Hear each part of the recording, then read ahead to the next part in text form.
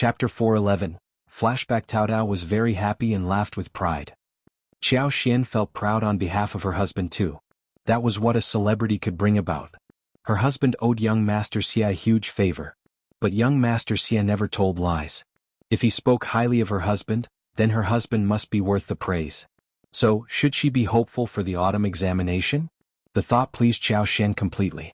It was the best news ever. The following day the four of them ate breakfast together. The gathering continued on this day. Xiao Yunduan did not get too drunk the night before, so he was already quite sober by this time. He even inquired about Qiao Xian and Taotao about where they went the day before. Qiao Xian did not mention the abbey, but only told him briefly about taking a tour outside the town. Xiao Yunduan was about to say something when Qiao Xian smiled. Just very close to town, somewhere with many people around? We didn't or will not go too far. Xiao Yunduan smiled too and dropped his idea to nag her. Don't travel too far. After breakfast, Xiao Yunduan and Qi went out, whilst Qiao Xian and Taotao stayed for a bit longer at the hostel and then stepped out for shopping. There were a few sites with beautiful landscapes that were worth visiting. At the abbey, old master, who was in a coma, woke up finally. The old master had been seriously injured in an accident before. His legs were crippled and other body functions were also damaged to some extent. Most of the time he lay down in a daze every day. Going into coma or experiencing occasional pains happened often. There were some occasions when he would feel better. Whenever he felt better and the day was nice, he would go out in the wheelchair, asking his servant to help him check the forest consisting of the precious trees that he had planted 30 years ago. When the old master woke up and saw his wife sitting by the bedside crying, he responded with a smile. You are still not used to this, are you? Madam forced a smile. Of course not. You have to get well, don't frighten me.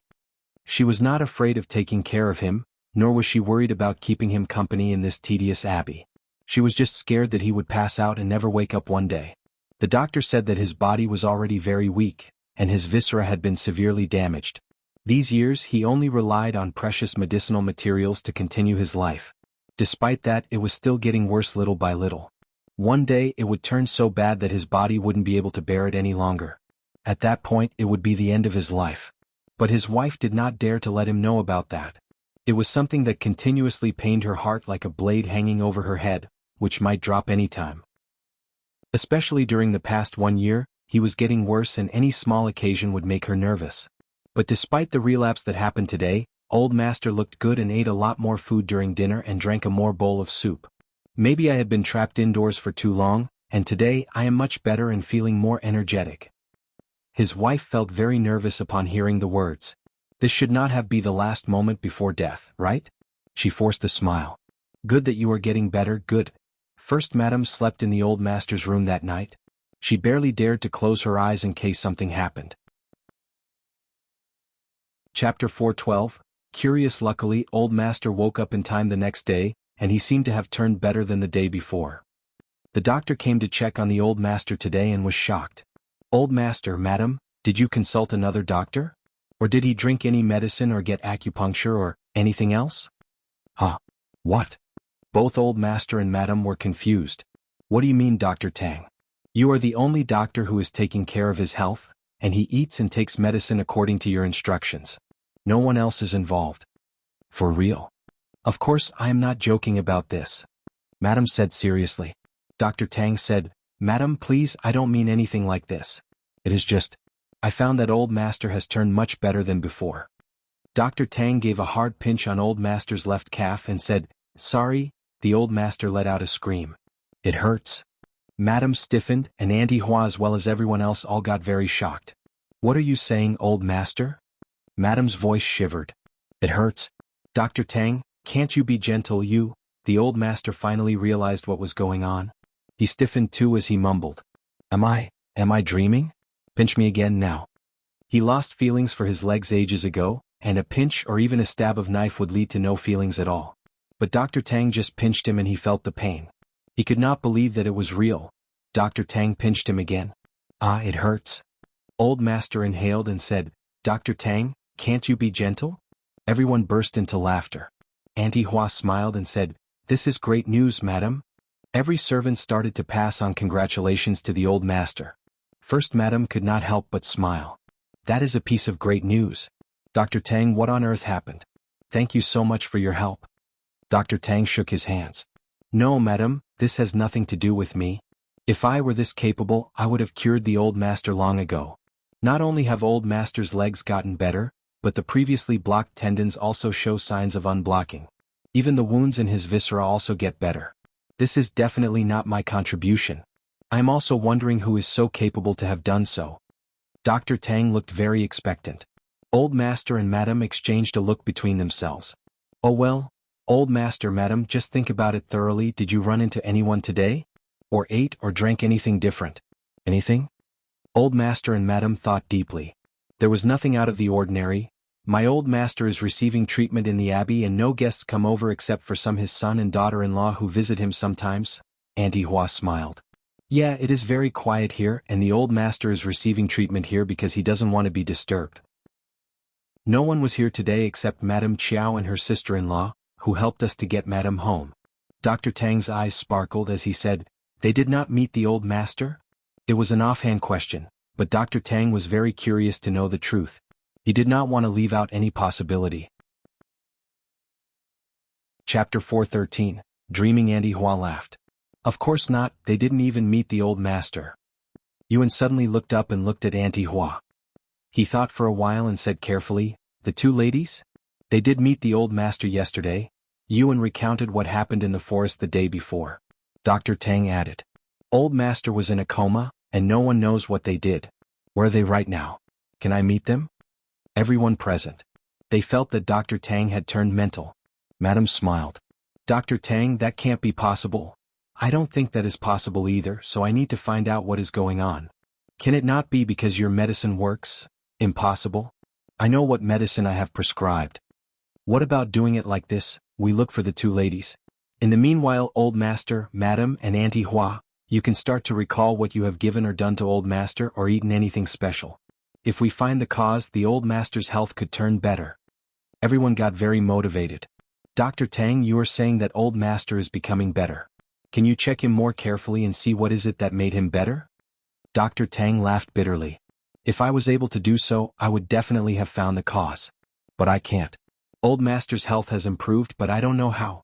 I need to find the cause. Madam nodded. Okay, I got it. Dr. Tang added. If you find the cause, you have to tell me about it definitely. Of course.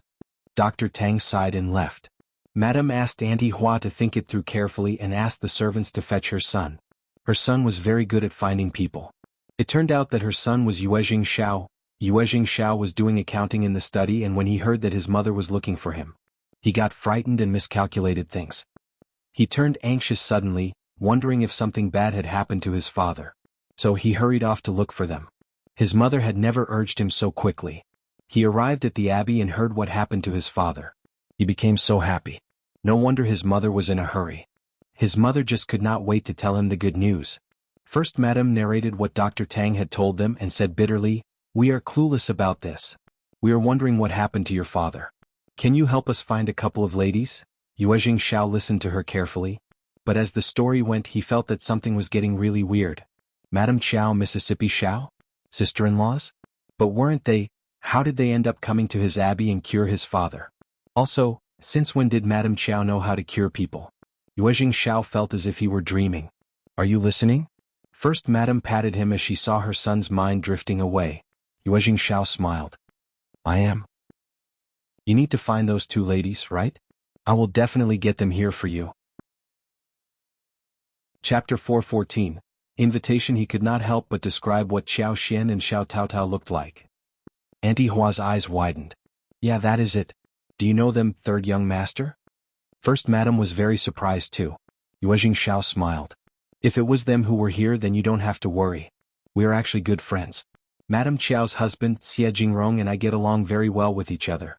Madam Qiao is a very smart woman. She can do business well. Hearing that the lipsticks, which were so popular and always out of stock, originated from Madam Qiao, first Madam was taken aback. Is she really that good?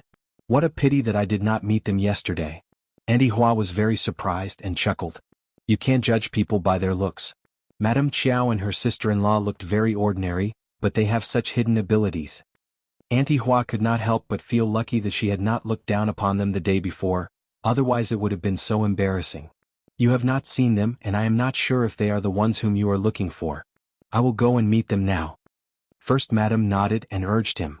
Go right away, don't delay it. Xiao left the abbey, went onto the wagon and told the coachman to head towards the hotel where Qiao Xian and Xiao Yinduan were staying. I have not yet confirmed it, but I do feel that they were the saviors. Sister-in-law is a great woman and I am good as well. What luck I have. Xiao came to the hotel but Qiao Xian and Tao Tao were not there. The two ladies had gone shopping. They planned to try different cuisines so they took a slow walk around and bought some interesting things. Xiao could do nothing but wait at the hotel. It was not long after lunch that the two ladies returned. Sister-in-law Tao Tao. Xiao's eyes were sparkling. He was a very calm man, but this was about his father and he could not hold back the excitement. Xiao's sparkling eyes startled Qiao Xian and Tao Tao. Young Master Yuezheng. What happened? Sister-in-law, please tell me, did you go to an outskirt abbey called Southern Garden yesterday? Qiao Xian was startled. She felt that something weird was going to occur. There was one faint idea that almost popped in her mind. Yes, we were there yesterday. How did you get to know? What a coincidence. Xiao laughed as he struck the table. That is where my parents live. You helped my mother and then my father yesterday. I don't know how to thank you. Qiao Xian Xiao said resolutely. You cured my father, didn't you?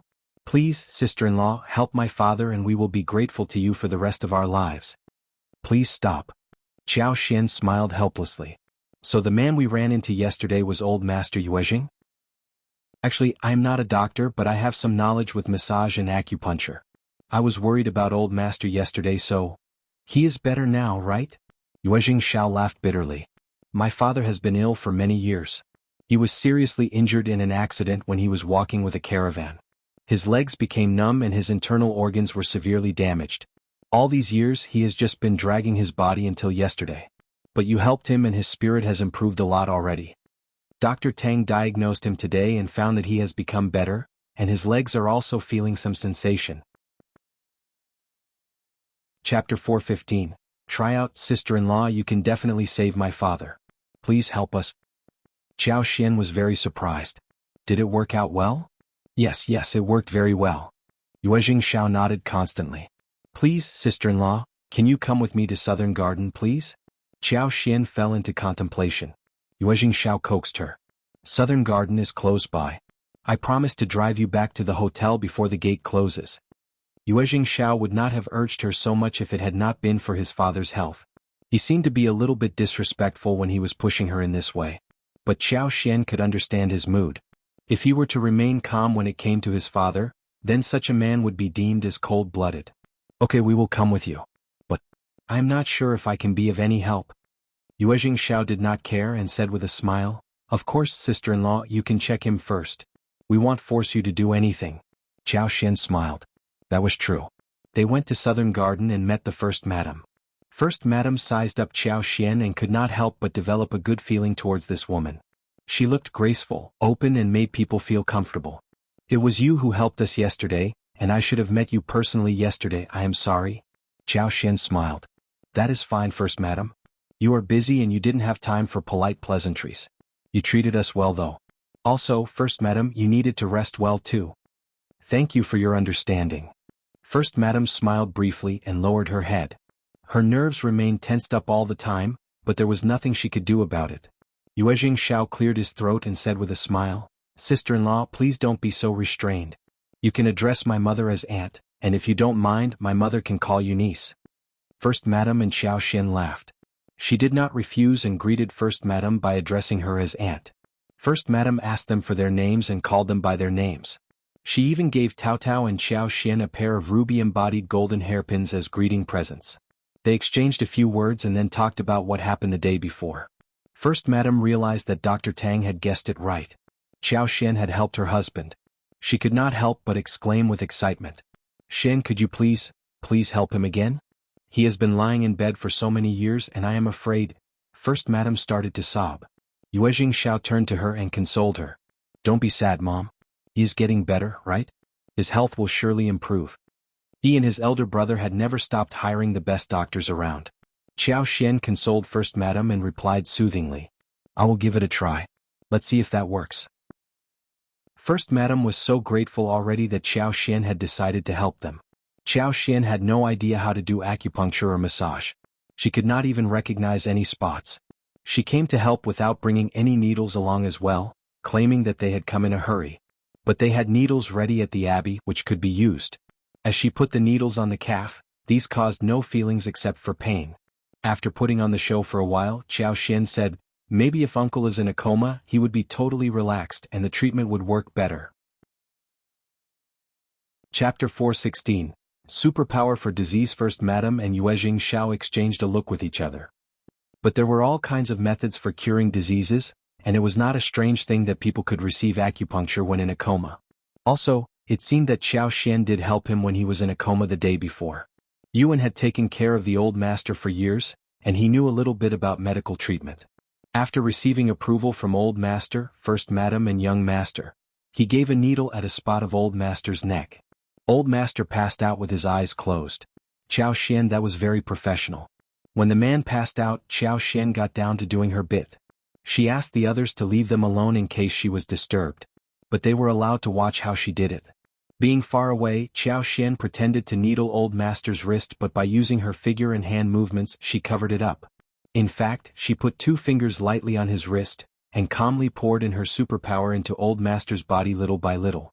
She commanded that the superpower should wash away old master's clogged tendons bit by bit, so that the severely injured internal organs were slowly repaired and got rejuvenated bit by bit. It required very accurate control of the flow and speed of the superpower, and old master's body was almost drained out.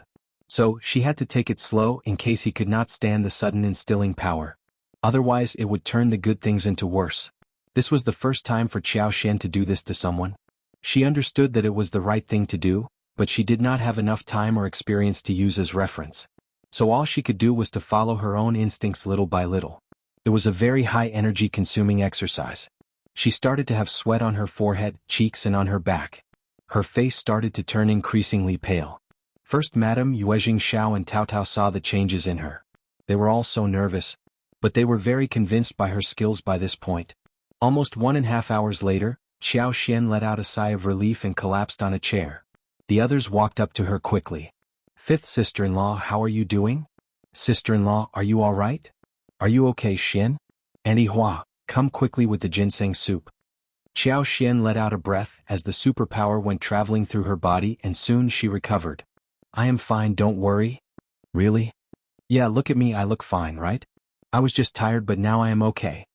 Seeing that Qiao Xian looked well again and sounded just a little tired, they all let out a sigh of relief. Sister-in-law, what about my father? They all turned to look at Qiao Xian in anxiety.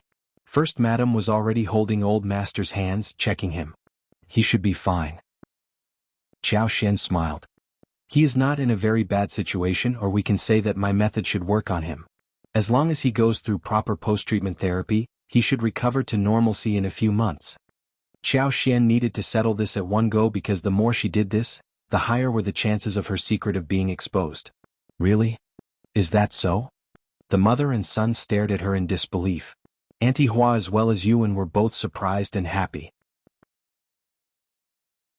Chapter 4:17. Secret. Qiao Xian smiled bashfully. It should be right, what luck. No, it is not about luck. You saved our old master and we all saw that. First Madam did not know how to express her gratitude. Xian, you are our savior. If you ever need our help, we will spare no efforts to help you. Thank you very much, Aunt. The mother and the son could not calm themselves down until a long while later. Soon the old master woke up. He had a very strange feeling inside. His disease was gone, and he felt so relaxed and cheerful as if he had been reborn.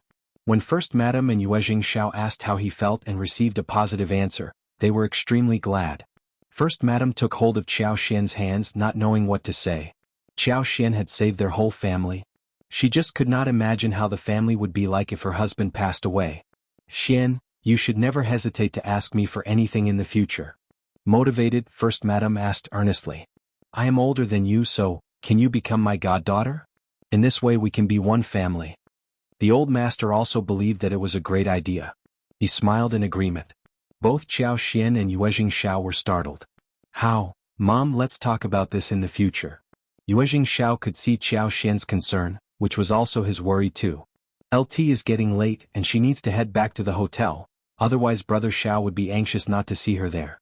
Dad, Mom, I will accompany them back to the town now. Oh well.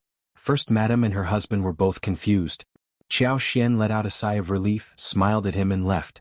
First Madam noticed that it was getting very late too, and she also needed Dr. Tang to check her husband, so she saw them off enthusiastically and stressed that Xiao should accompany them back to the hotel. Xianxia accepted the offer and said, Uncle, Aunt, actually I didn't do much. I still believe that it is luck that cured Uncle.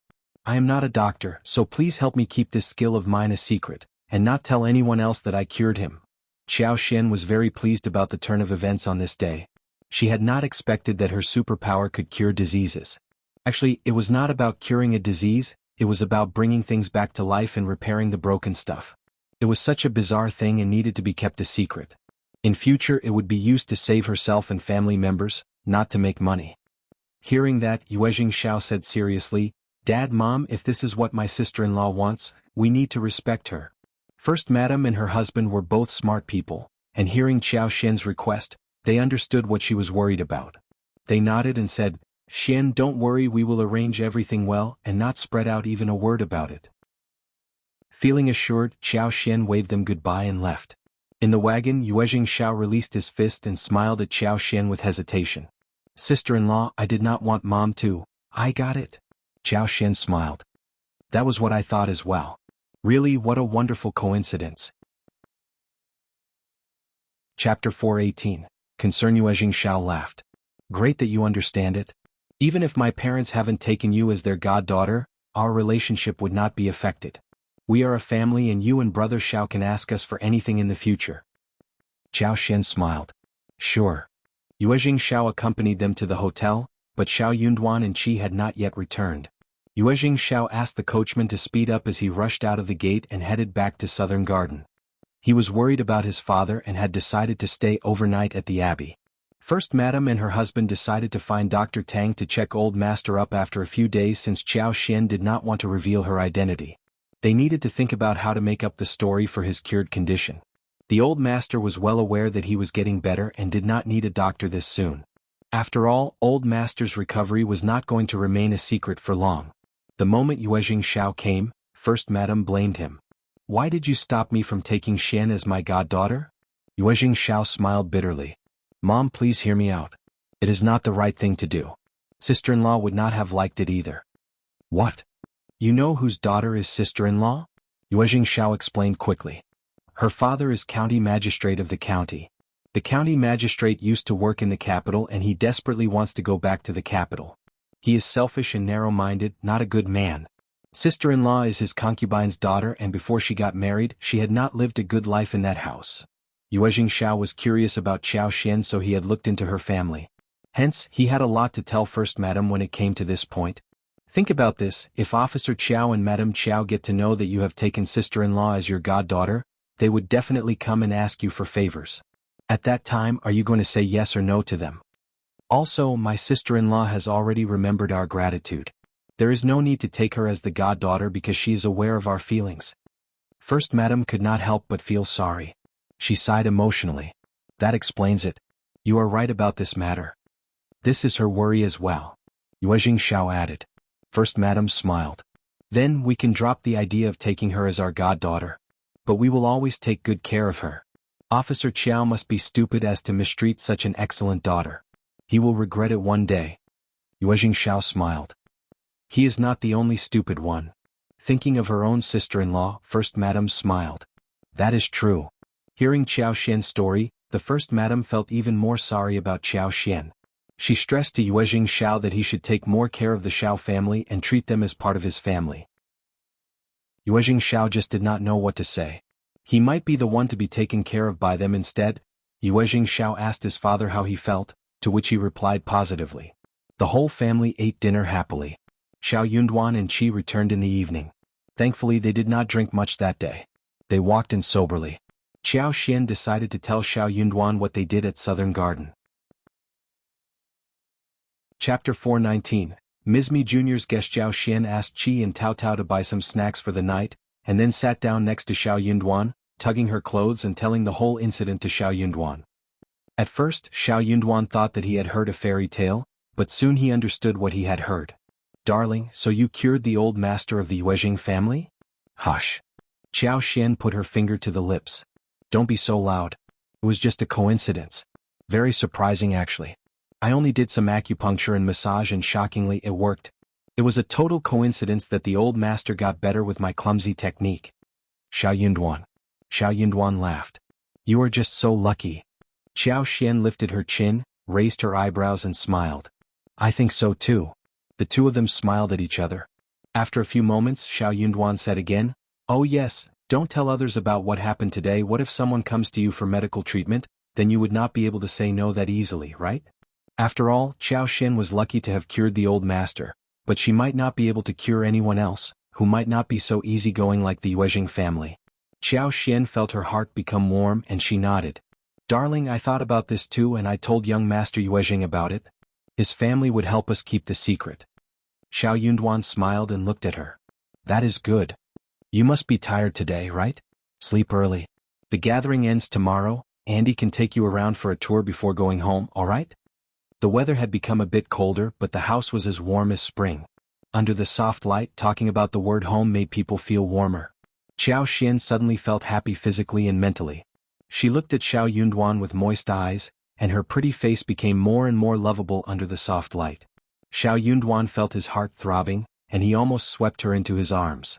At the Yuezhing mansion, someone from Southern Garden came to fetch Yuezhing Xiao, who had not returned until midnight. Ms.Mi Jr. became happy. She guessed that the old master was dying and that's why Yuezhing Xiao was asked to come over. That would be such great news. It was a pumsment roar not to marry Naduror. Ms.Mi Jr. spent a whole night thinking about this and early next day she asked someone to find out if Yuezhing Xiao had returned the night before. He did not. Ms.Mi Jr. became even more certain about her guess. She could not help but tell her husband about it. When her husband was young, he was a romantic and elegant person. He especially liked making poems with literature. Yet after so many years he still failed to make one that could earn him a name. He gave it up later and decided to lead a life of playing around and drinking with friends, having fun all his life. He was living a very leisurely life. He had never been interested in family business. He could not even learn a thing about it and it made his head ache. Chapter 420. Rumor. He was very satisfied by what he had now. His two sons were doing well in business and his youngest son was good at reading. He was very proud even though he had no lineal son. Hence he ignored all family affairs. He focused only on enjoyment. Ms.Mi Jr. hated him for behaving like this. She felt so annoyed after being married to him for so long. The first old master was the supporter of the family but her husband was just trash. The first old master had a pair of excellent sons, but she had no sons at all. Hearing her words, the second old master frowned in surprise. That is not possible. He has always been like this. If something had happened he would not have concealed it from us. Ms.Mi Jr. sneered. Why not? He can conceal it from us so they can do something bad in secret. Second old master. The second old master was always very slow in this aspect. He snapped angrily. Why do you care? Mom is still alive and they can't do anything bad in secret. Moreover, our sons are also involved in the family business, and they would keep an eye on those who try to do something bad behind our backs. What are you worried about? Losing interest in hearing Ms.Mi Jr.'s babbling, the second old master went out, humming happily. Ms.Mi Jr. felt annoyed and there was fury arising inside her chest. What on earth had she done to end up marrying such a trash? After some complaints, Ms.Mi Jr. thought for a while and whispered something to her trusted servant. She was not going to drop it even though her husband did not care. Yuezhing Si and Yuezhing Yan were her husband's sons, not hers. They might be successful in business, but none of their earnings would end up being in her hands. Hence, she had to make a plan for herself. She needed to get a share of the family business. Soon, rumor went around in the mansion that the first old master was doing bad at the abbey and was on his deathbed. Some even said that the third young master had been asked to go to Southern Garden, and he looked so worried when he went out. He spent a whole night there. Soon Madame Yuezhing knew about it. She called her eldest granddaughter-in-law and Ms.Mi Jr. and asked about it. What happened to the eldest son? Do you know anything about the matter? Ms. Jean turned to Ms.Mi Jr. She was already aware of what to do with the second aunt-in-law, having been in a fight with her for years. She was going to let her second aunt-in-law answer Madame's question. Ms.Mi Jr. said, I am not sure, but someone from Southern Garden came to fetch Xiao who hurried away. He did not come home the night before, so we have no idea what is going on at Southern Garden. Xiao left in such a hurry. He should have told us what happened, otherwise you will be worried, right, madam? Madame Yuezhing frowned and snorted, looking annoyed. Ms. Jean smiled. Madam, maybe he did not tell you about it because he did not want you to get worried. But I am sure that he won't conceal anything from you deliberately if something really bad is happening. I will get my people to look around at Southern Garden. Those servants indulge in too much gossip. He was at Southern Garden and did not return overnight. What does that mean? Chapter 421. Investigation. Isn't it normal that he stays overnight at Southern Garden with the first old master and the first madam? Who spread the rumor? I will definitely find out who released the rumor. How dare those servants gossip about what happened to their masters? They have startled you, madam? Having heard what Ms. Jean said, Madame Yuezhing nodded. That is true, you need to find out who started the rumor and gossiped about the master. And that person was even jinxing her son. Even though she preferred Ms.Mi Jr. over her eldest son's wife, it was still her son they were gossiping about. She still did not want to hear anything bad about him. Find the culprit and punish that person seriously. Beat that servant and sell him or her out. We must not keep someone horrible like this at home. You are right, Madame Yuezhing. I will bear your instructions in mind. Ms.Mi Jr. clenched her teeth and cursed Ms. Jean inwardly. Since Madame Yuezhing approved of the investigation, she had no way to counter Madame Yuezhing, who might get annoyed hearing any contradictory words. But she still wanted to add fuel to the fire. But after all, Xiao was still too impolite not to have informed us about this.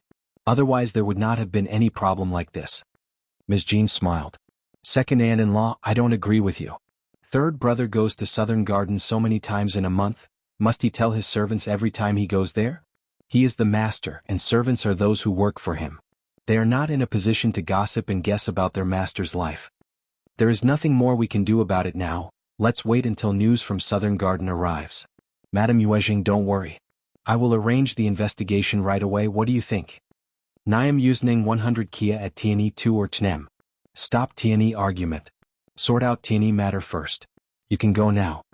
Madame Yuezhing was very satisfied with Ms. Jean, who always knew what she should do when faced with an emergency. Ms. Jean accepted the order and retired. Ms. Jean did not care if Ms.Mi Jr. was going to instigate Madame Yuezhing to do something else. Ms.Mi Jr. was in control of her own words, and that was beyond her reach. She only needed to focus on what she was entrusted to do. She had to find out the source of gossip. Her second aunt-in-law went way over the top this time. She started to create rumors about her father-in-law. She was going to counter her, else she would not have any idea how to explain that to her mother-in-law and husband. One night passed at Southern Garden. Yuezhing Xiao and his mother, including Auntie Hua and Yuan, were all very nervous, fearing that old master would return to where he had been before.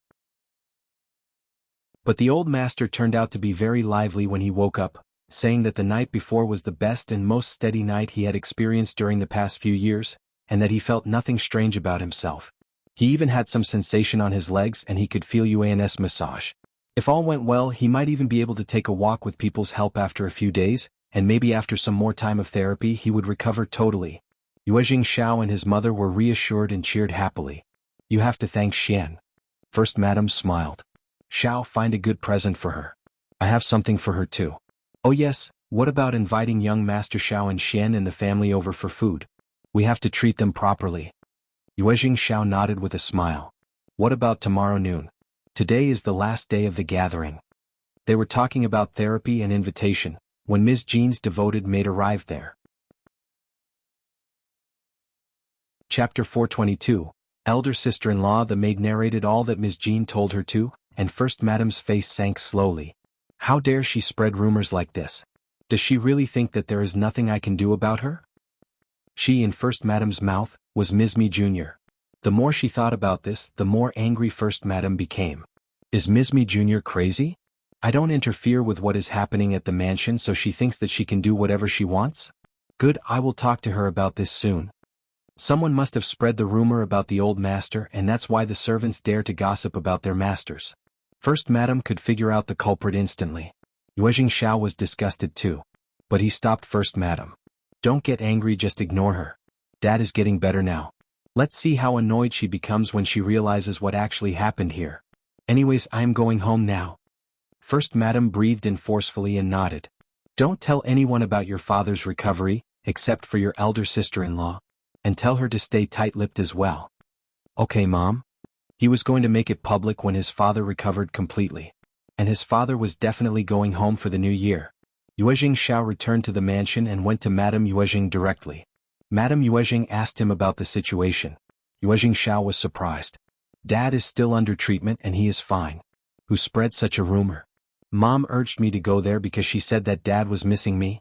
So I hurried over and spent the night there. Who is so bold as to spread rumors about their masters? Grandma, you have to defend my father.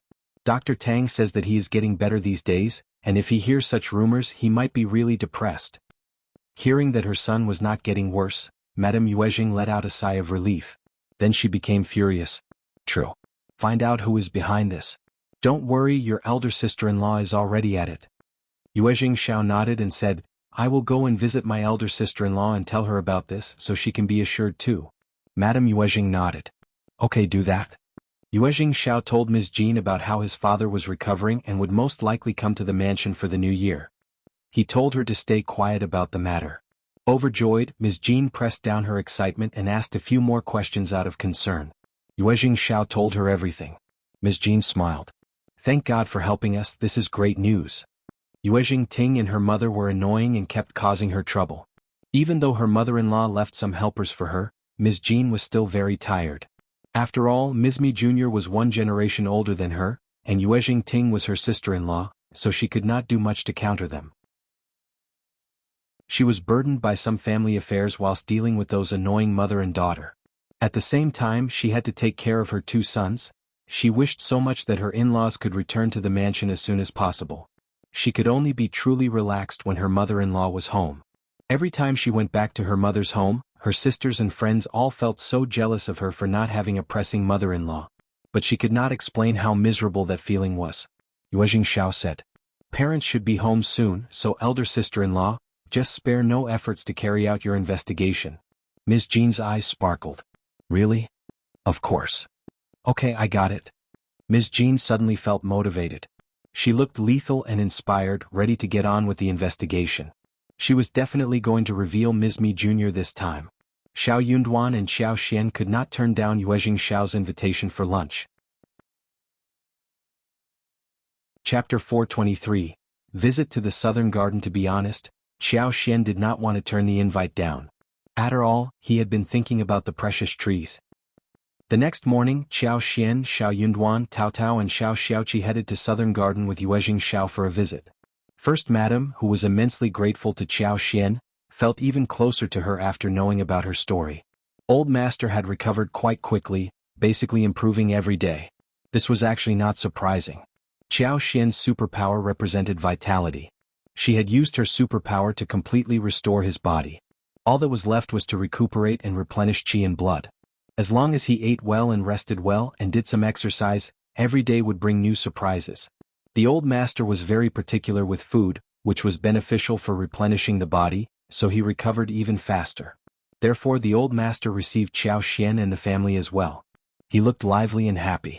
He did not seem to be tired at all. Xiao Yunduan was very well-mannered and talked about various interesting topics, making the old master feel very happy. He felt that his son was good at making friends.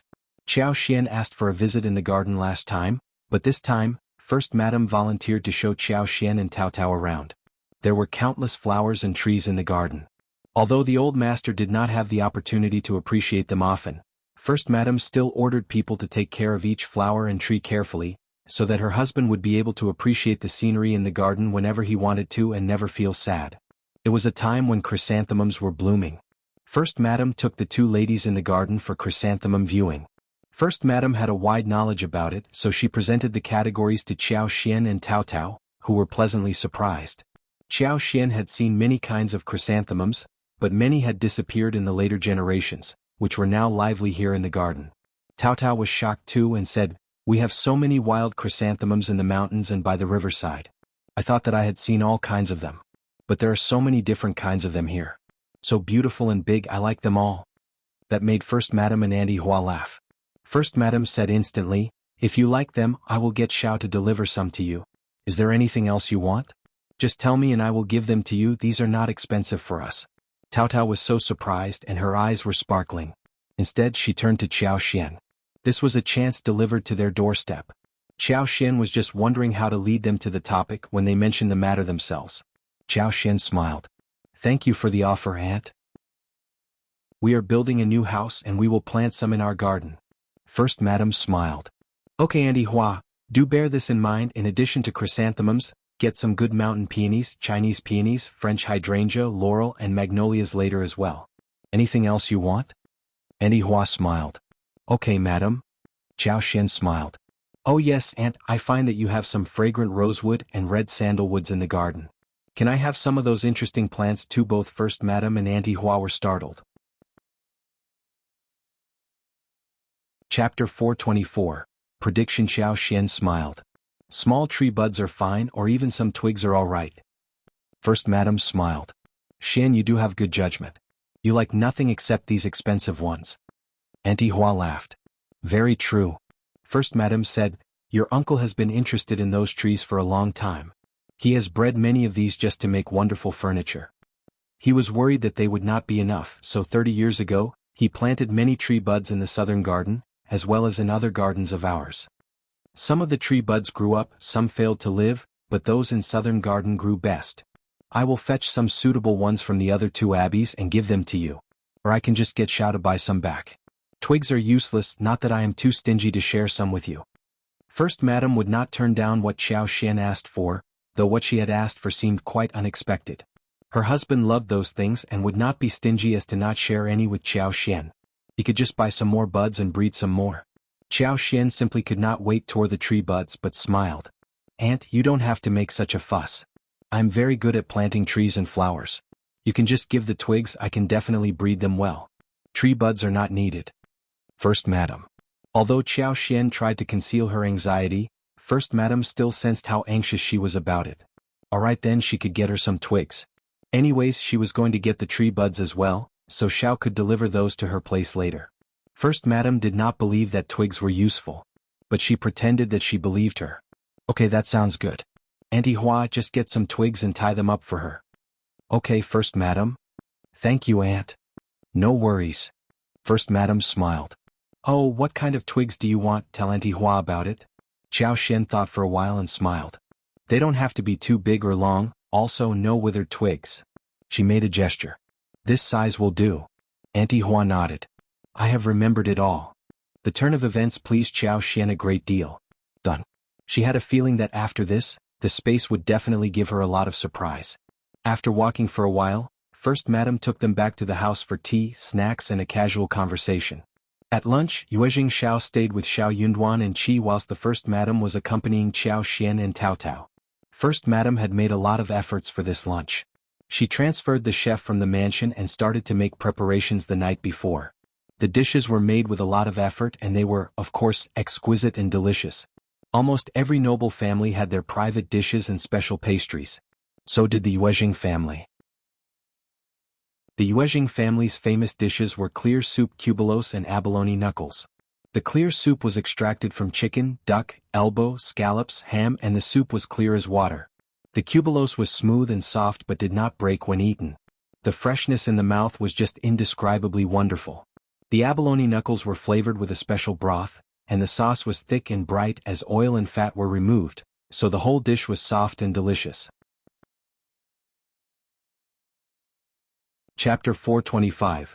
Lucky these two dishes could not be eaten anywhere outside their family. First Madam introduced the specialties to the two ladies, and Qiao Xian and Tao Tao, after eating such delicious food, praised the dishes generously. It was always nice to see that the guests liked what the host had prepared for them, especially for First Madam, who had been taking care of her husband all this time and never got a chance to relax. She had not treated people over a meal in a long time. That was also the first banquet she arranged for people, which was significant for her too. Seeing that Qiao Xian and the family loved what she had arranged, she felt really happy. Xian, you are not in a hurry to go home, right? What about staying at Southern Garden for a few days? The chef is very good at making food, you can eat many delicious dishes here. But Qiao Xian could not stay overnight. She smiled. I should not turn down your invitation, but we have been away from home for too many days, and it is time for us to go back. We are building a new house and we can't be outside for too long. Also, Uncle is still recovering and needs to be taken care of. We can't keep you busy at the moment. We will come to visit you on our next trip." First Madam smiled. "It is a deal then. You definitely have to come to visit me often. When spring comes, just remember to come and see the flowers. There are many beautiful sites in the province which I have not visited for many years. We can go there together next time."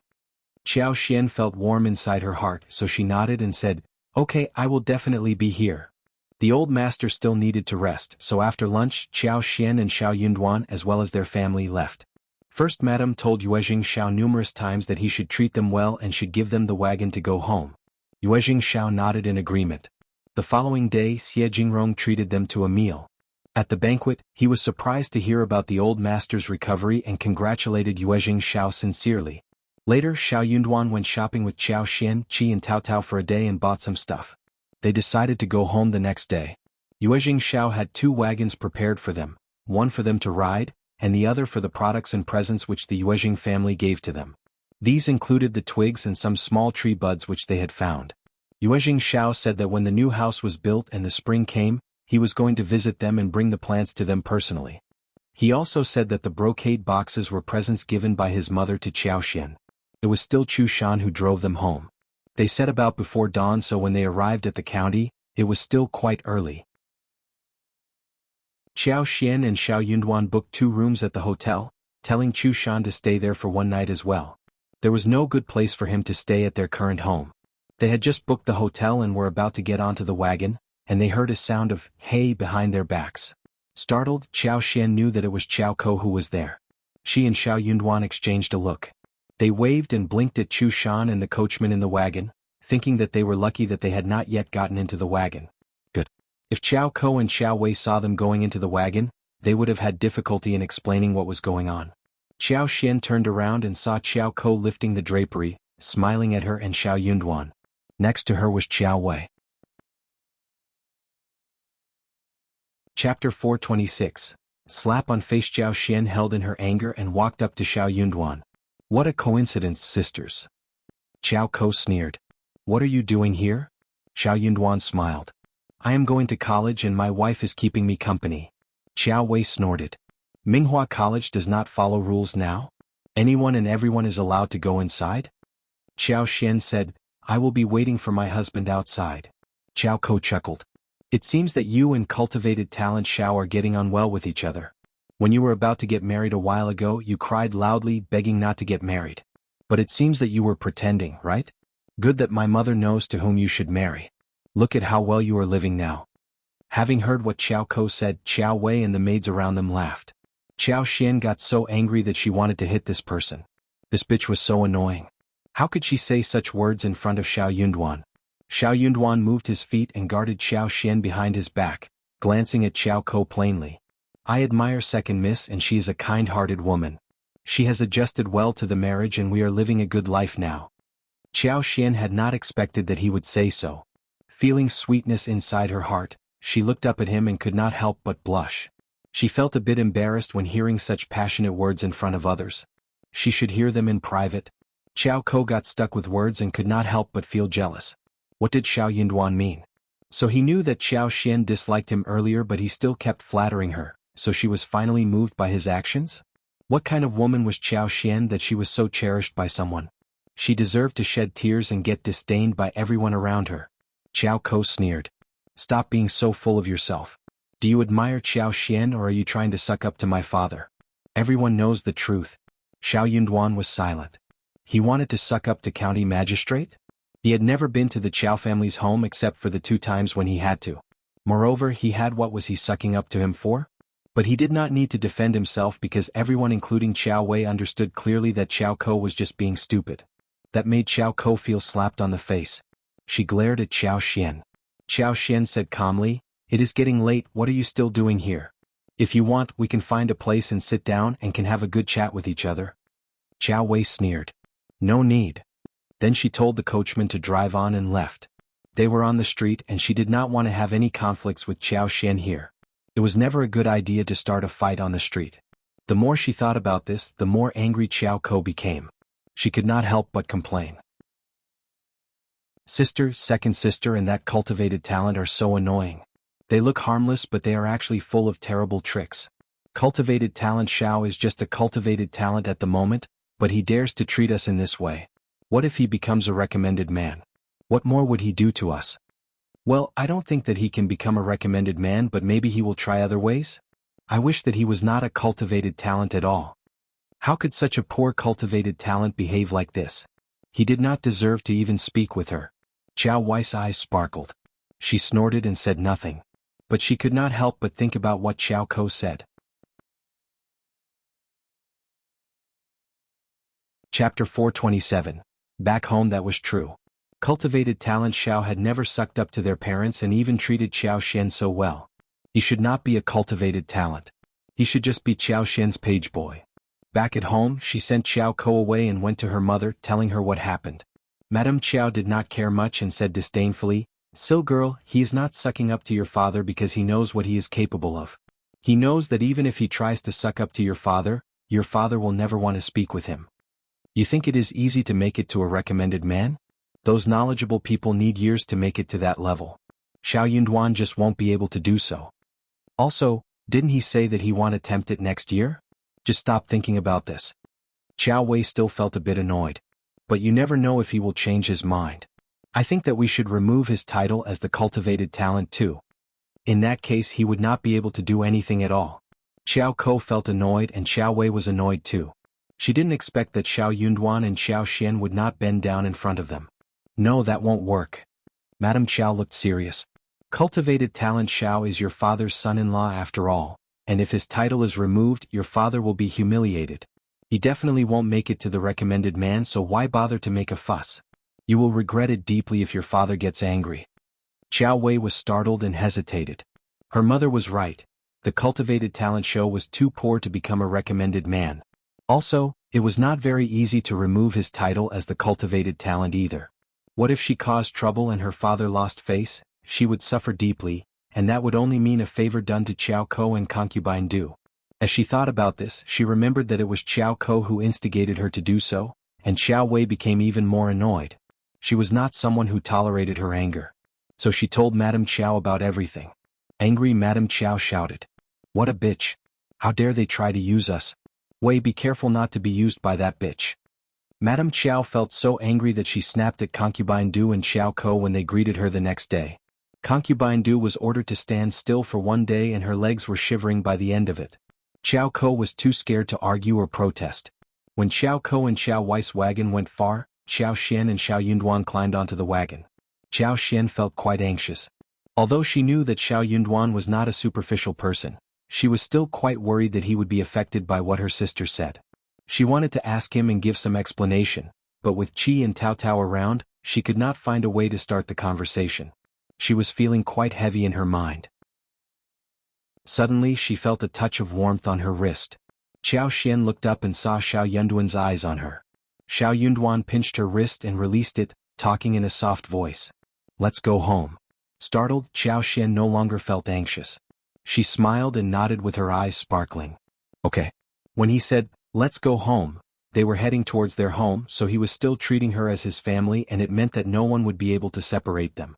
Xiao Yunduan smiled back at her, and both of them felt relieved in their hearts. Back at home, the sun was setting in the west. The whole family was happy to see them back and helped to carry the gifts into the house, chatting happily. Chapter 428. Stupid cousins Zhu Shan and the coachman left from there when it was getting late. Xiao Xian put most of the stuff back into the room, and shared some with Miss Fang and Miss Su. She asked Qi and Tao Tao to carry the tree buds into the garden. She was going to deal with them tomorrow. Then she shared the snacks with the entire family. First, Madame had given them 2 boxes of pastries, which were made by their special chef at the mansion. They were sweet and crispy and everyone loved how they tasted. Xiao Yunduan and Xiao Xian felt assured hearing that everything was going well at home. When they talked about how bustling the province was, Miss Fang could not help but look forward to visiting there, let alone Xiao Sanlang and Yang Xiaoni. They had never thought about this earlier, but things were different now. Xiao Xian smiled.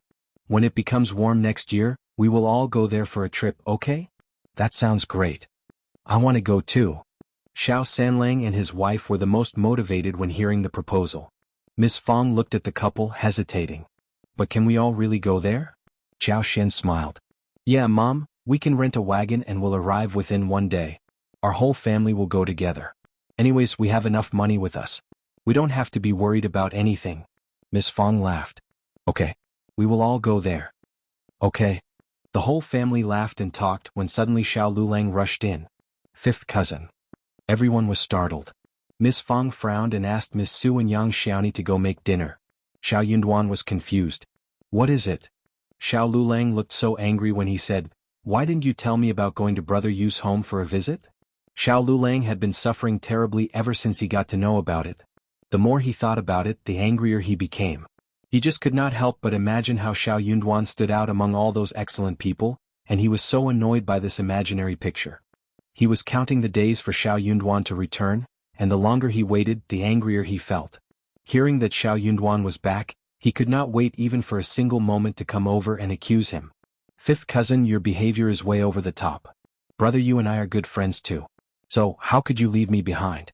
You are just jealous of me speaking vividly with him and fear that he will like me better than you. Xiao Xian. She could not help but look at Xiao Yunduan with sympathy. She and her husband were indeed a perfect match.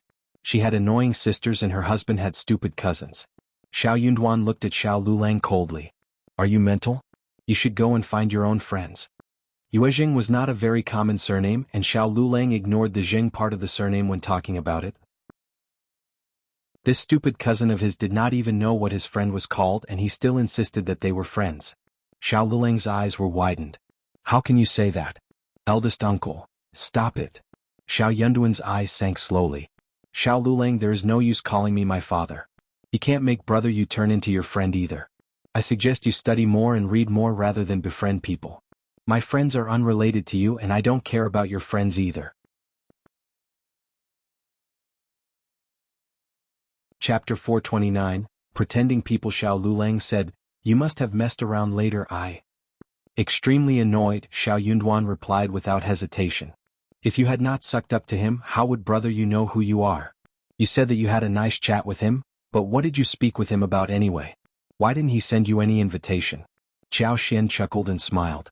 Darling, maybe you are wrong. Maybe you have hidden the invitation which was meant for your cousin? Xiao Lulang followed up. Yeah. Xiao Yunduan.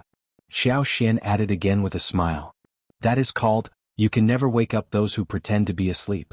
For example, it is daytime, but that person would always say that it is night because he has his eyes closed. It is dark because it is night as per him. Xiao Yunduan almost burst into laughter, despite the anger he held in his mind. Xiao Lulang. What are you talking about? This is what I mean. Qiao Xian said coldly, My husband has already put it forward clearly that he and you are not on the same level, so stop messing around with his friends. Hearing her blunt words annoyed Xiao Lulang even more. Eldest uncle felt that Qiao Xian was not being nice. He immediately said, Miss Qiao, watch your words. Ignoring him, Qiao Xian continued. You are well aware whether or not you had a nice chat with my husband's friends, right? Actually, even if you had a good conversation with them, so what? Xiao Lulang was stuck in words. True, so what? He was very confused. What was he thinking about anyway? Xiao Yunduan asked him coldly. Is there anything else? Just leave if you have nothing else to say. Xiao Lulang stomped his feet, snorted and left. Eldest uncle felt so sad. Yunduan, you are studying together and you should stay close to each other. How can you? Elder uncle was very confused why Xiao Yunduan called young Master Yuezheng as young Master Yu instead when he was talking with Xiao Lulang, but he did not think that was important. He said, You can go out together and take care of each other. Dad, you are wrong. Xiao Yunduan replied straightforwardly. He is selfish and overly confident. I don't get on well with him. So please stop trying to get us together in the future. I don't want to get involved with him in any way. Let me tell you the truth, no teacher in the college has ever said that he is intelligent or good with studies. He is just lying to you all. He is very bad at homework as well. He has been punished many times for not being able to recite any articles. Dad, why do you think such a person would help me when I need it? Eldest uncle was shocked. Is that true? I did not say anything in the past because I didn't want to cause trouble. But I am not lying to you. You can ask around it, you don't deceive me. Eldest uncle felt bitterness arising inside his heart. Then why don't you give him some tips? Miss Fong became displeased. Just look at how he behaves with us. You think Yunduan's words can get through to him? Xiao Yunduan said as well, you can instruct and guide him if you want to, Dad. Eldest uncle sighed and felt grievous. But if what you say is true, but... Chapter 430, Jealous Emma. Fang sneered and was eager to watch a good show. She said to herself, just speak with him and see if he wants to listen to you. Xiao Lulang still believed firmly that Yuezhing Xiao and Xie Jingrong had treated him as a friend and that Xiao Yunduan must have stopped him from joining them for the visit. But he did not know how to counter him and he had no place to vent his anger. The next day eldest uncle could not stand it any more. But when he tried to guide him to the right path, Xiao Lulang snapped at him and complained about Xiao Yunduan, saying that eldest uncle should discipline Xiao Yunduan so he would not dare to treat him like this in the future. The eldest uncle finally got the chance to tell him what he had been prepared to tell him after a long while. The moment Xiao Lulang heard him, he interrogated eldest uncle about where he heard such a rumor. He shouted and asked who was trying to humiliate him. It must be Xiao Yunduan who said that, right? He is lying, he is just jealous of me. Xiao Lulang kept accusing Xiao Yunduan aggressively but he did not dare to confront Xiao Yunduan about it. In the end he ignored eldest uncle and left from there angrily. Eldest uncle was confused. He did not think that his son would lie to him but his nephew was also a literati who did not seem to be lying either. After breakfast, Xiao Xian sorted out the presents and gave a portion to each member of the family. Xiao Xian finally unpacked the gifts which the first madam gave her. She had been prepared that the first madam must have given her many expensive presents, but what she saw was far more than she had anticipated. Just the whole set of 40 pieces of gold head and face jewelry inlaid with gold and jade were already dazzling her eyes. The hairpins, the crown, the earrings, everything was exquisite in workmanship and beautifully made. Xiao Xian could not wear them outside right now, but each piece was so beautiful to look at. It made her feel happy. First madam apparently knew that this was for her to appreciate and collect, so she gave her 20 more pieces of jewelry which were well made and proper to be worn in daily life, beautiful but not too outstanding. Apart from jewelry she had received some exquisite garments, fragrance, cubulos, donkey hide gelatin and some other jadeware as well as some porcelain for flowers. First madam did not really take her as goddaughter for real, yet she seemed to treat her like one. Xiao Xian felt very moved. She had saved the old master's life for sure, but first madam also treated her with full sincerity. After she put the precious things away, Xiao Xian went to the garden to plant trees. She needed to put her plan into practice quickly, and asked Qi and Tao Tao for help. She planted those buds in a corner of the garden, but did not work on the twigs. She dug a hole and had it half covered with the soil, and waited for the right plants for transplantation. Transplantation did not actually work, but she needed an excuse to put these things into her space so she did the whole charade. When the trees were planted, they checked the mushrooms inside the shed. Snow fungus were all out and the fruits were growing, but they were not ripe enough to be picked yet. The mushrooms and wooden ears could be harvested though. Let's just pick the mushrooms, wooden ears and snow fungus for sun drying today. Qi and Tao Tao nodded in agreement. Chapter 431. Updated space. I will fetch the basket and the bucket, and also get the elder sister-in-law and third sister-in-law. With that, Qi dashed off. Soon Miss Su and Yang Xiaoni came over with baskets and buckets in their hands. Yang Xiaoni smiled. I just told my elder sister-in-law the day before that we should be ready to harvest mushrooms and wooden ears. Now that you are home we can pick them. Miss Su pursed her lips. You remember things related to food the most. Everyone burst into laughter. Xiao Xian smiled.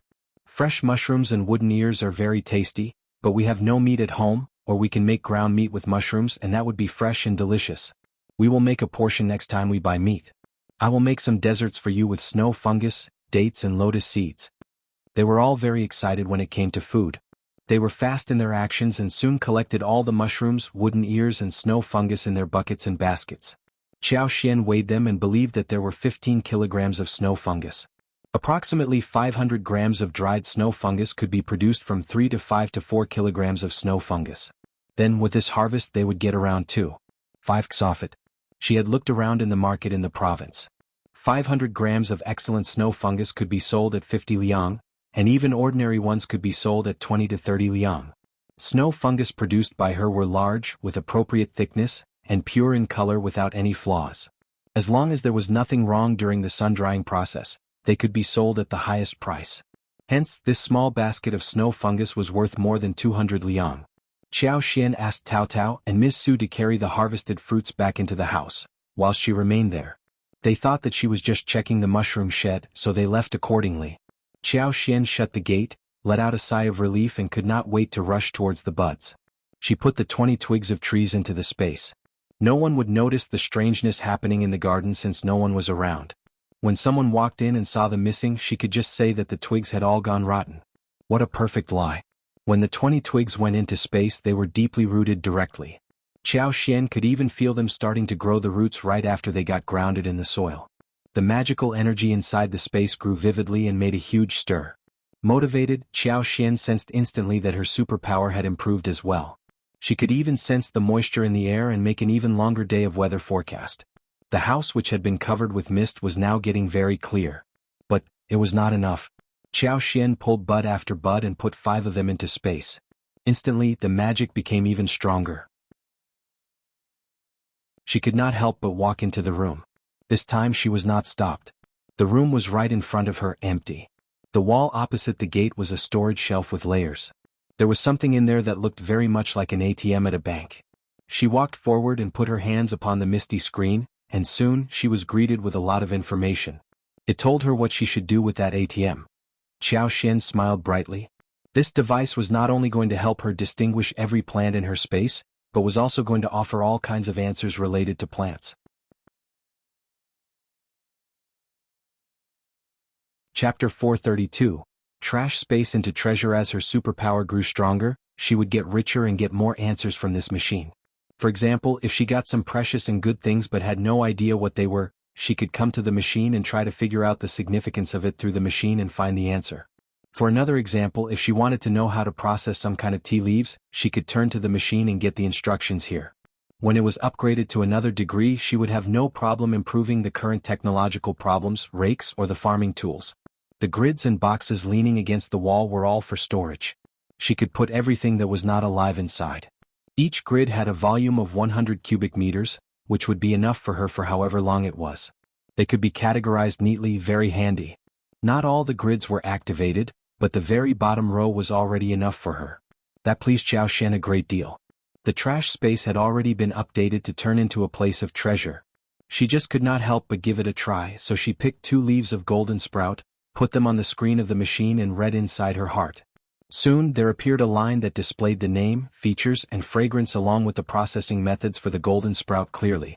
What was more magical was that due to the special connection between her conscience and the things in the space, she only read it once and remembered it all. That was wonderful. As long as the processor was skilled and good at processing the tea leaves, it would not matter if he did not know how to process golden sprouts and lavender. She had not done it before, but she had a lot of knowledge with her. After this, Qiao Xian put some leaves of fruit trees and gastrodia so as to find out some instructions about them. For example, how should gastrodia be planted and taken care of, and how it should be used, what could lemons be used for, and how to make the best plum wine and dried fruits, etc. She was having great fun with it. She did not leave the place until a long while later. Back to where she lived, Qiao Xian put her money, land contracts as well as the excellent garments and jewelries along with the extracted oil from flowers into the space. She finally felt much more assured. In this way she would never worry about thieves. This place was completely safe. How wonderful. Xiao Yunduan was very surprised to see that she was walking proudly and cheerfully. He couldn't help asking her, "Mind sharing the good news with me?" Qiao Xian looked delighted, but she could not reveal too much, so she smiled brightly hearing her husband's question. "I am just very happy. Look at my mushrooms, they are so well harvested. And our new house is almost done, everything is great." Xiao Yunduan nodded and laughed. "Yeah, everything is great, we should be happy." "Yeah." They smiled at each other. The following day, Qiao Xian and Xiao Yunduan went to the Jianghu village again.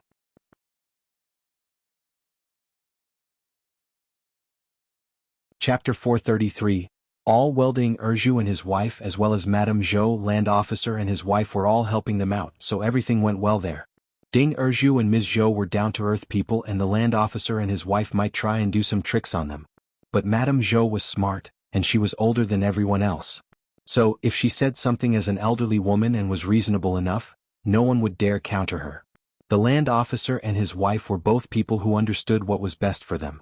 They were not able to trick the couple and simply decided to work hard and devotedly instead. Therefore, everything went on smoothly.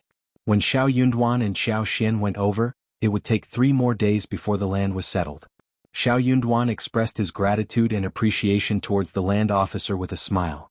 "You are very reliable.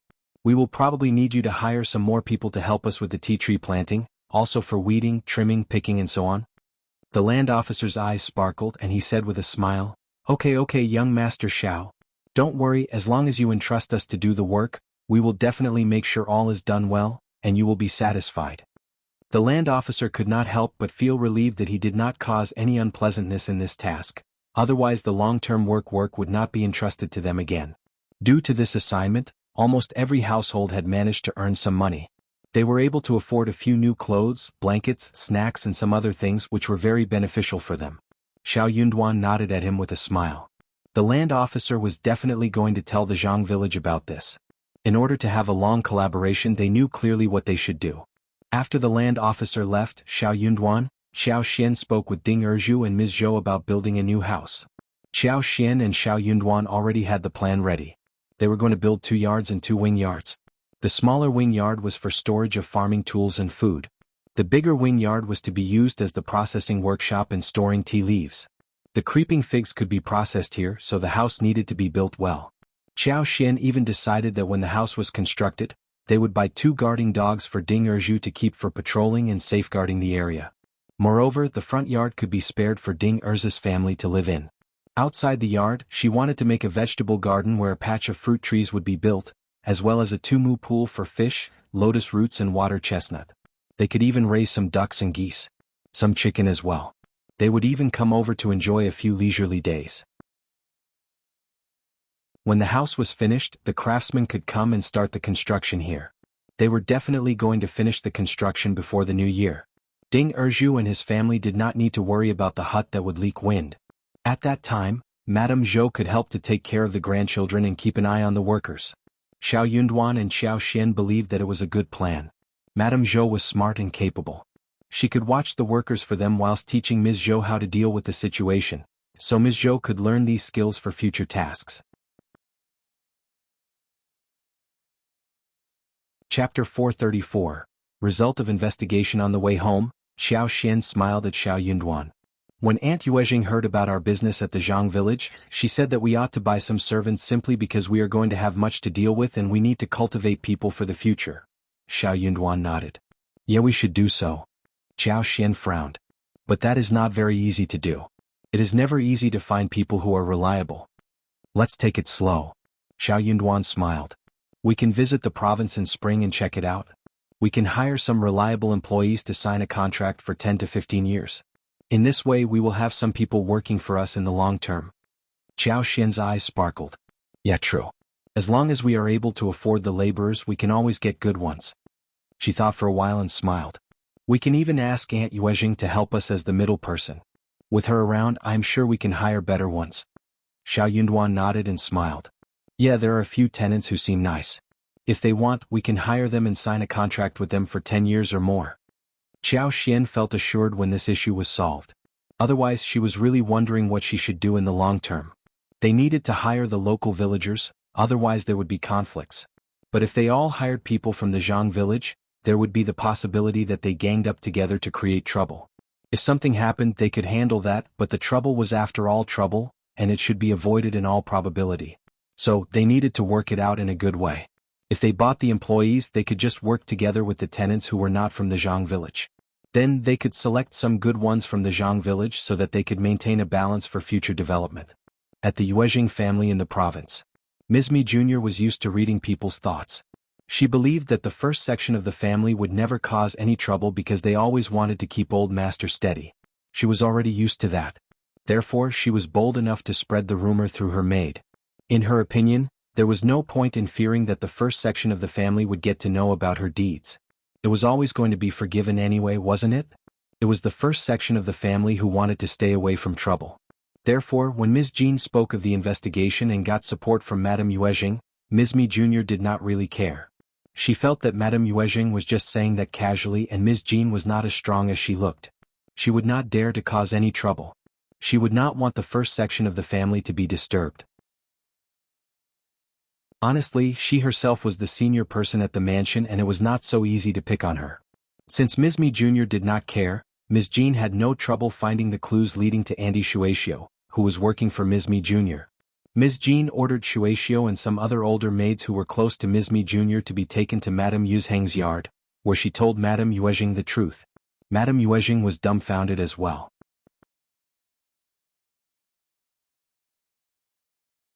Chapter 435. Settlement. Madame Yuezhang just wanted to find the servants who spread the rumor, but she had not expected that Ms. Jean caught Ms.Mi Jr.'s closest maid. What surprised her was Ms. Jean's purpose. Was she trying to break up with the second section of the family? Ms. Jean snapped angrily. I don't think the second aunt knows about this. These servants spread rumors about the master and try to turn them against each other all the time. Madame Yuezhang, we must not keep any of these people. Madame Yuezhang's face sank and she nodded sternly. You are right, they should not be kept. Speak with your second aunt and get rid of them. Yes, Madame Yuezhang. Ms. Jean answered and ordered those servants to be taken to Ms.Mi Jr. Hearing that the servants were taken away by Ms. Jean, Ms.Mi Jr. got furious and also surprised. She rushed to Madame Yuezhang's yard and on the way there she ran into Ms. Jean. How dare you, Ms. Jean? Ms.Mi Jr. glared at Ms. Jean looking rather furious. She was slapping right on her face. Everyone knew that Ms. Jean had caught her maids, and if she did not try to protect them, she would become the laughing stock of the family. She was already very humiliated when her niece found out the truth. Here you are, second aunt. Madame Yuezhang asked me to bring those people to you and discuss with you about how to deal with them. Ms. Jean smiled and narrated the whole process. Her words were quite clear. Firstly, she caught these people based on evidence, and Ms.Mi Jr. could see the evidence if she wanted to. Secondly, she had already told Madame Yuezhang about this and the old lady had ordered a serious punishment. Ms.Mi Jr.'s face turned green as she glared at Ms. Jean. With a sneering voice she said, Good niece, you are good at catching people who are working for me. Why not speak with me first? Do you not intend to respect me as your second aunt? You are not a good wife. Don't be mad, second aunt. I was on my way to tell you about this. Ms. Jean smiled. I was just too angry about the fact that this bitchy maid works for you. How dare she spread rumors behind your back? She must be trying to turn us against each other so that we are not able to get on well with each other. I am just worried that she will make up stories in front of you. What if you believe her again and the relationship between us is ruined? That is why I caught her first in case something terrible happens. I am not disrespecting you, second aunt. Please open your eyes and see. You, second aunt, this bitch is so cruel that she cursed her master and spread rumors. Due to this, the whole mansion is in a mess. She can't be kept or things would get worse at home. That is what Madame Yuezhang said too. What do you think, second aunt? Ms.Mi Jr. got so annoyed that she could not utter any words to counter that. Xianxia was surprised and scared, but she struggled and looked up at Ms.Mi Jr., begging her to save her. She had obeyed her mistress' words and conducted all of these actions. Her mistress had to save her.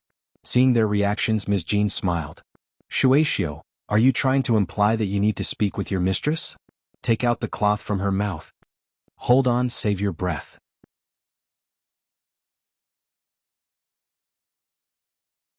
Chapter 436. New House Ms.Mi Jr.'s vein on forehead popped as she said coldly, this bitch must have spread rumors for sure. Feed her a dose of the mute drug and beat her, then sell her out. Then she glanced at Ms. Jean, sneering meaningfully. You are excellent, niece. You can deal with this matter properly. But you must take care of yourself in the future because there will be a lot for you to care about. Don't be too busy. Ms. Jean sorted inwardly. She was threatening her, right? Alright then, she was ready for anything. 2 months, just 2 months, and then all bitterness would come to an end. Her in-laws would return to the mansion and she was going to see what else she could do.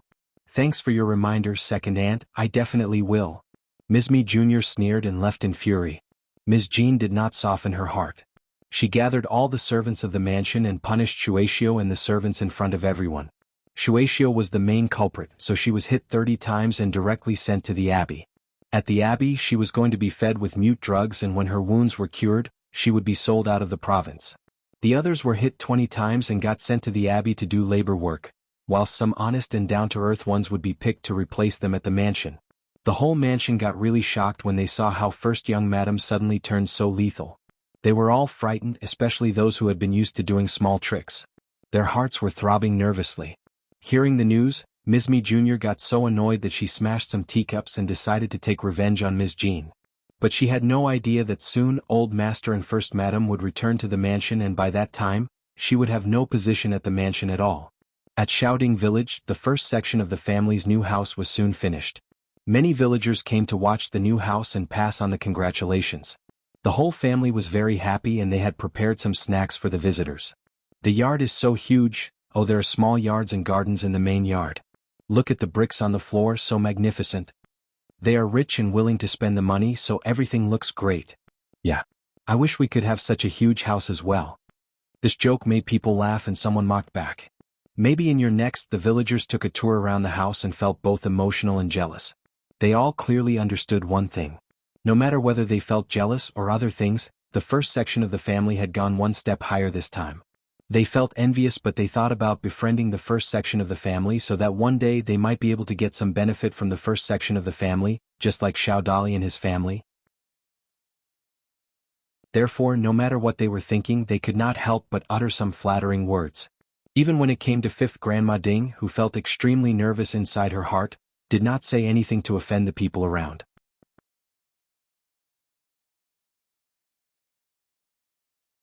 Chapter 437. Too late. The second and third section of the family came to look at the new house too. The 2 extra rooms built at the second section of the family were already finished, but compared to this new house of the first section of the family, the 2 rooms were just nothing. That made second uncle and Ms. Nyo feel jealous and gloomy. Widow Sun was among the crowd watching the show too. With every step that she took, she felt her heart dripping water. She felt so regretful. If she had known that Xiao Yunduan would achieve this much and the first section of the family would get rid of the second and third section of the family, she would have surely hooked up her daughter with Xiao Yunduan. If that had happened, she would have been a part of this new house too. She was the mother-in-law and she would have been able to move in. But now it was too late. It didn't look like she would be able to find someone better to marry her daughter to. Widow Sun felt so annoyed. When she saw Ms. Nyo, who seemed to feel even worse, she decided to make some noise with her again. Ms. Nyo sneered as she heard what she was told. The first section of the family were all horrible people. After the new house was built, the following step was decoration. The decorating materials were all environmentally friendly, so the quality was guaranteed. They were prepared when the new house was being built. Soon, the windows, doors and furniture were all moved in at this moment. Qiao Xian did not spare any money in making the window with transparent glaze, which was definitely better than the paper window. It looked beautiful and bright and everyone spoke highly of it except for eldest uncle. As for the furniture, Qiao Xian wasn't that particular. The tables, chairs, stools and shelves in the living room were all made of high-quality fur. The wardrobes and couches in the room were made of high-quality fur or camphor. It was covered with tung oil all over, bright and clean, and the texture was excellent. People in the village needed everything to be practical. She could afford mahogany, ebony furniture, but that was not suitable. 5 days passed and the whole house was done decorating. The 6th day was an auspicious day to move in, and the whole family shifted in happily. Ms. Fang and eldest uncle were located in the front room, and the 4 yards belonged to Xiao Yunduan's 4 brothers. There was a 2-store wing house at the southeast side, and Tao Tao moved into this place since she did not want to live in the front yard. Qiao Xian and Xiao Yunduan got the best and broadest yard. Xiao Yunduan needed to study, so the best yard was for him to live in, and Xiao Xian came from a special family, which made it totally reasonable that she picked it. No one countered the choice. Instead, they were so grateful to move into such a wonderful house, which was all thanks to Qiao Xian. Qiao Xian liked her yard very much. The room was really broad and there was 1 inner room and 2 wing rooms. She could do all kinds of experiments she wanted and did not have to hide from anyone. The patio in the yard was quite large. She had asked people to build 2 flower beds and was going to plant some flowers and trees in spring, plant 2 magnolias and a pomegranate in the corner, and also plant some roses, rhododendrons and other low flowers and plants in the small backyard. The original spring was well protected and remodeled during the construction of the house. After the remodeling, there were still places for drinking water in the backyard. The backyard was twice as big as the previous ones, so they simply built a square pond with a height of half a person and about 5 square meters with black bricks near a courtyard wall to raise some fish.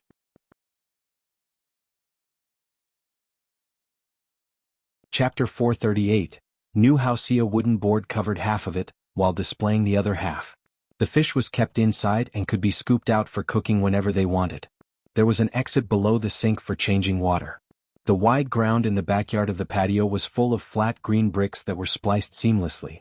It was very convenient to dry the recovered rice, harvested taro, corn, and beans for later use. A shed had been built for the chicken coop, and the duck coop on the other side of the backyard. Further back there was a one-person high wall as well as a spacious cow shed. Miss Fang had decided to raise a cow and a donkey. She also had another cart built so that Xiao Yunduan and Xiao Xian could travel into the town comfortably without having to worry. The first section of the family's life was getting better and better. Miss Fang and Miss Su were taking a walk around looking really happy. When flowers and trees grew in spring, they could open some areas to grow vegetables, and the yard would flourish even more. Miss Su was roaming in her new, broad room, touching the glazed window and the furniture, looking at the bricks on the ground, smiling constantly. Now her daughter and son had separate rooms too, and her room with her husband was enormous, with all kinds of furniture and a large space.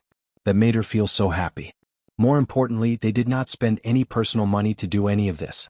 All the things inside the room were bought from the shared savings, which made her feel really glad as well. Eldest uncle was glad too. But he found it to be incredible. You sold the plants and gained this much? Are the plants so valuable these days? He did not spend any money nor was in charge of handling the money, but he could tell that the glass on the windows was quite expensive. Miss Fang did not want to discuss this topic with him. The house was built and he had moved in. What else could he say? Miss Qiao offered some help.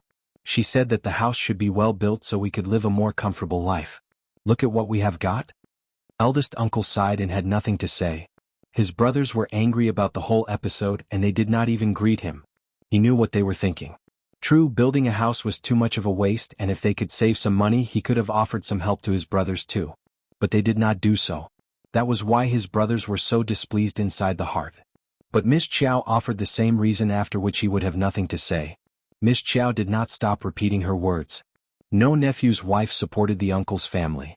A hat would turn us into a laughing stock. They were all glad on the moving day.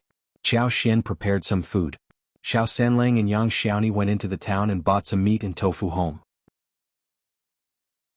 Xiao Xian picked some nice-looking mushrooms, chopped some meat, added some scallions and seasonings and made a dish of mushrooms with meat. Miss Su ground some rice and made a dish called ribs with rice flour.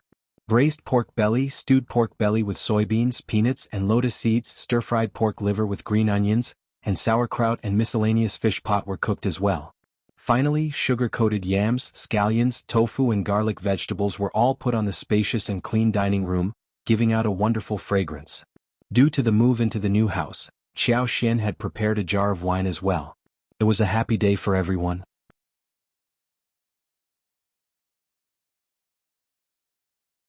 Chapter 439, The Qiao Family Translator. Henyi translations. On the day when the first section of the family moved in, the second and the third section of the family came over to check out the new place. The more they looked at it, the more sour they became. So, they decided not to look at it anymore. They should at least treat them to some food when they move into a new house. They were waiting for the first section of the family to pass on the invitation, and despite the anger, they still wanted to eat the free food. However, the first section of the family never sent out any invitation, which made them really furious. What are they being so arrogant about? They do not want to accept us as family anymore, right? Alright then, we don't care. They should never ask us for help ever again. Unlike the second and third section of the family, those from the first section of the family were all sleeping well in their new house. Everything was spacious and wide in the new house. Moreover, Xiao Yunduan and Xiao Xian could even have their separate rooms. However, they seemed to have forgotten about this. They were still sharing the same room. Xiao Xian was rolling on the bed happily, feeling glad inside her heart. This was the countryside life she had been looking forward to enjoying. There was no shortage of food, clothing and housing. There were flower fields and gardens. The fruit trees produced endless fruits. The vegetable fields had the freshest vegetables. There were chickens, ducks and geese in the backyard, and as much fresh fish and shrimp as she wanted. There were all kinds of mushrooms, bamboo shoots, wild vegetables, wild fruits and other things in the mountains which could be harvested throughout the year. They were also able to make enough money for life easily. She could go out when she wanted to or stay at home if she wanted to. On rainy days, the whole family could gather together to make dumplings, glutinous rice balls, steam rice cakes and various other snacks. It was all so wonderful. However, she needed to remove the danger of the Qiao family so that this wonderful life could last. Xian needed to become stronger. The following morning Miss Fang asked eldest uncle to inform his brothers and the families to come over and eat dinner at the new house. Miss Fang never skipped on what she needed to do. Eldest uncle headed off immediately. He had wanted to ask his brothers' families to eat the day before, but Miss Fang said that the house was too messy to receive any guests, and that they should do it the next day. Eldest uncle believed that too, so he gave up on the idea. But that was not the point. The whole family wanted to have a good first day. Why would they need the second and third section of the family to cause them trouble? They wanted to spend a happy day alone. As to why Miss Fang asked eldest uncle to inform his brothers' families, it was not because she was afraid of the gossip. It was reasonable that they did not hold the banquet on the previous day. But if they did not invite them all together, that would look intentional. Qiao did not cook dinner. It was Miss Su and Yang Xiaoni who cooked, since she already did a lot of cooking the day before. They prepared 1 chicken, 1 duck, and they fetched some carrots, vegetables and leeks, as well as some yams, mushrooms, wooden ears, which would lead up to 2 full tables. They would have more people into the family in the future, so they had 1 large dining room built in the house. The place could hold 4 tables or even 6.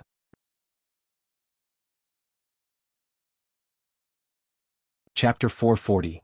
More sour. The dining room was connected to the main room at one end, protruding towards the patio, and it was perpendicular to the main room at right angles. It was rectangular, with one side facing the kitchen and was separated by a door. On the wall opposite the door was a set of cupboards and a row of chests of drawers almost as tall as a person. In addition, there were 6 windows in the middle of the 2 opposite walls, which were inlaid with light-colored glass. During the day, the sun shone in from the windows, which was very bright. The food was put on the table, and Miss Fang smiled and greeted everyone from the second and third section of the family. After the first section of the family finished cleaning things up, the other 2 sections of the family visited the place for the first time. Seeing that the house was neat and tidy everywhere, the brand new furniture was made of good wood, and beautifully made, they had already turned sour inside and out. They felt even more jealous when they saw the dining room. Ms. Zhang could not help but snort. Eldest auntie, you keep saying that your windows are made of glaze, which is not cheap at all. You are saying this because you are afraid of loaning us money, right? The eyes of the 2 sections of the family sparkled. They all nodded vigorously. Miss Fang smiled and said calmly, right? Ms. Zhang. Ms.Mi could not help but shout. Eldest sister-in-law, you are not treating us as your family. What can I do? I'm already very scared. You have borrowed a lot of money from us, but you have not returned any.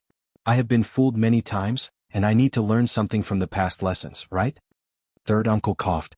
But we are running short of money. If we have some, we will definitely return it to you. Miss Fang responded. Sure, I believe you, but you must be running out of money even in a dozen years too, right? It seems that I am not looking forward to receiving any money from you anytime soon.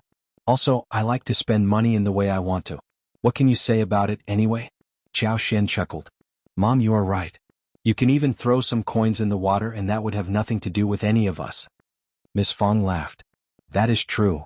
The others felt so annoyed. Ms. Zhang glared at Qiao looking furious. She was a nobly born lady with a lot of dowry, wasn't she? But she was so damned rude. Yang Xiaoni looked at them, licked her lips and smiled at Miss Fang. Mom, the dishes would turn cold if we don't hurry. I'm starving a little. Yang Xiaoni was very confident about her cooking skills, thinking that her cooking skills were good. More importantly, the ingredients were good. The freshly cooked chicken, the ducks, which were put inside the pot for frying and boiling. She had already been drooling with the fragrance. Eldest uncle asked the second uncle and everyone else to gather around the table. Come and sit, let's eat together. Everyone sat down. They were very displeased, but there was nothing they could say or do apart from feeling wronged. The 2 tables were divided between men and women, and the women's side was not very friendly. Ms.Mi and the others did not want to talk, so they just buried their heads in eating. They tried to comment in the middle. The chicken is too thin, there are too few eggs, but Miss Fang and her daughters-in-law ignored it all. At the men's table, second uncle and third uncle talked more.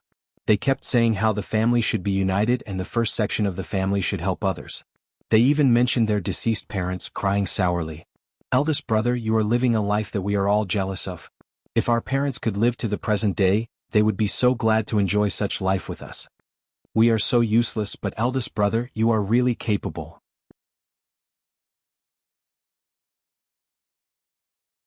Chapter 441.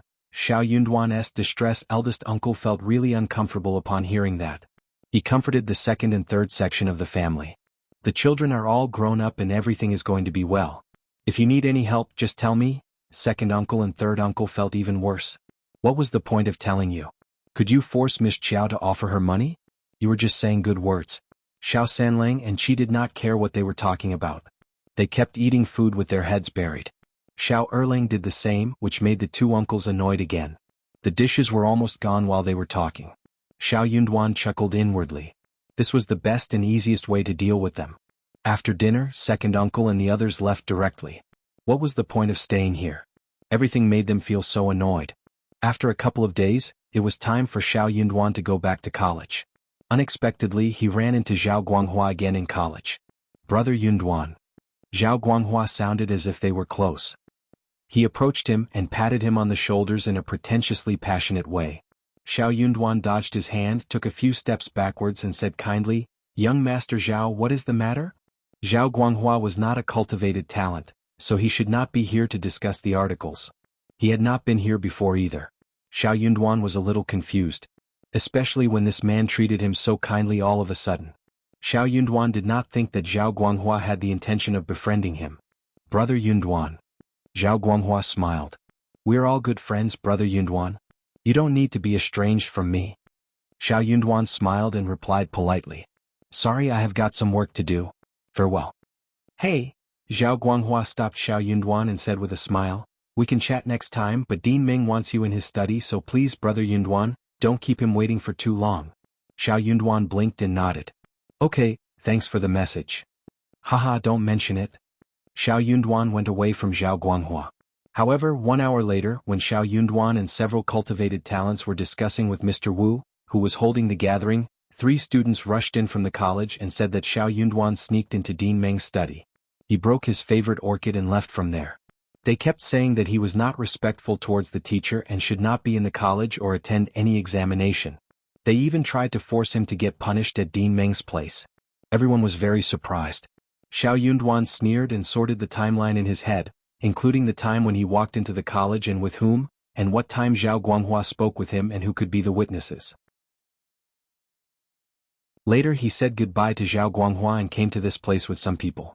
He mentioned this in front of everyone and even pointed out that he had been in the room all this while, and since no one left the place during this time, it meant that everyone in the room could be his witness. So, when did he have the time to visit Dean Meng's study? Dean Meng's study was located in a different direction from here. Although no one understood what was going on, what Xiao Yunduan said was right. They all nodded in agreement. Some students who were in a good relationship with him started defending him. The ones who had come to make the report panicked. They were dumbfounded. That was not how the plan was supposed to go.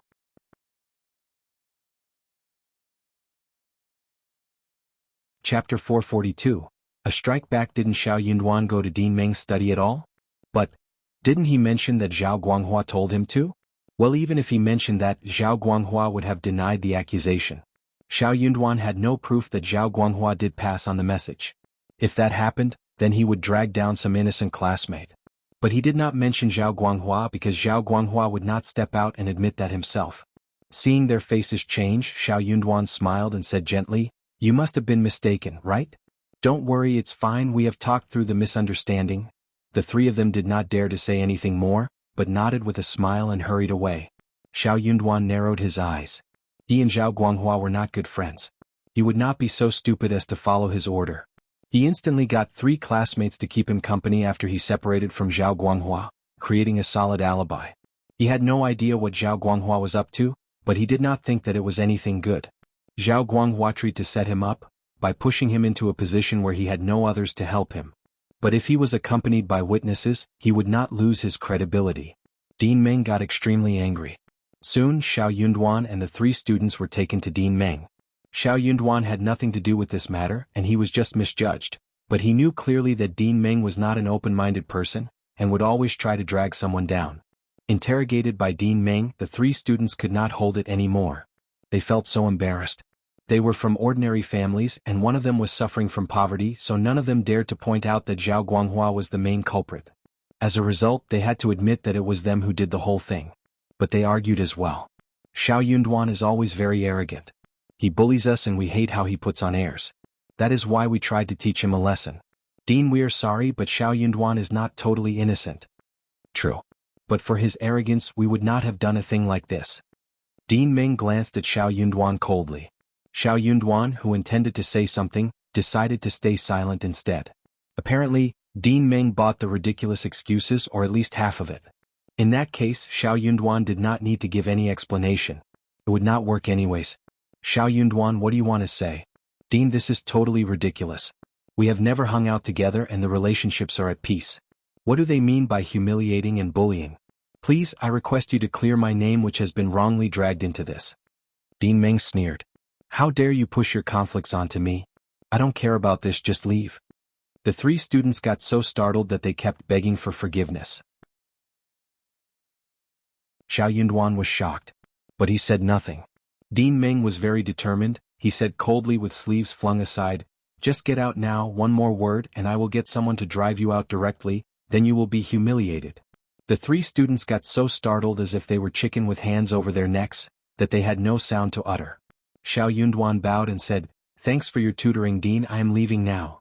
He quit the room first.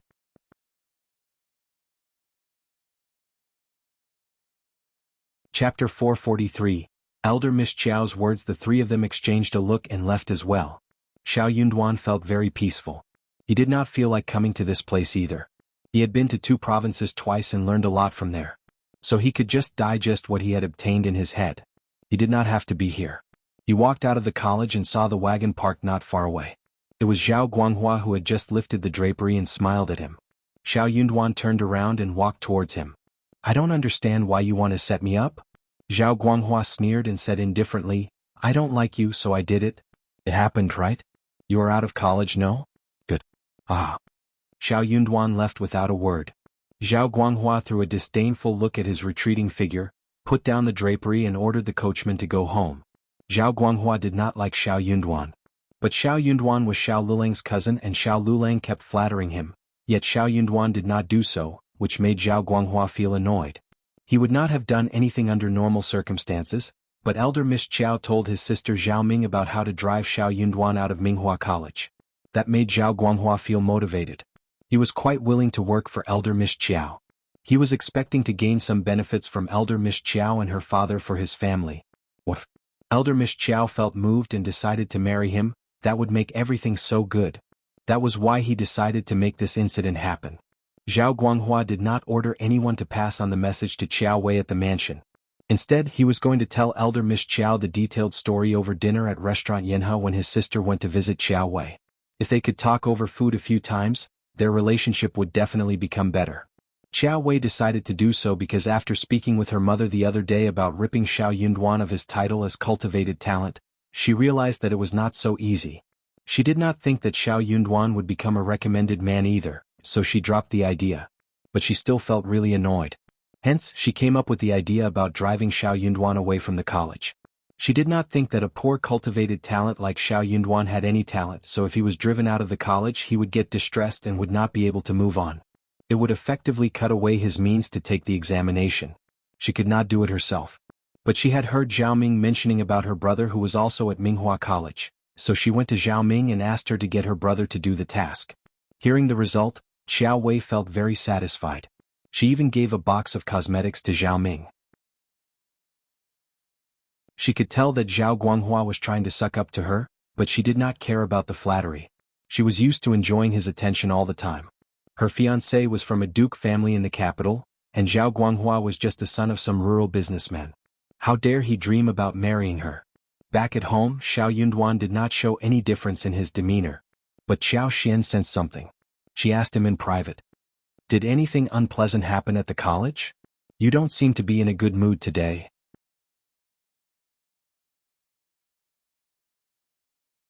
Chapter 444.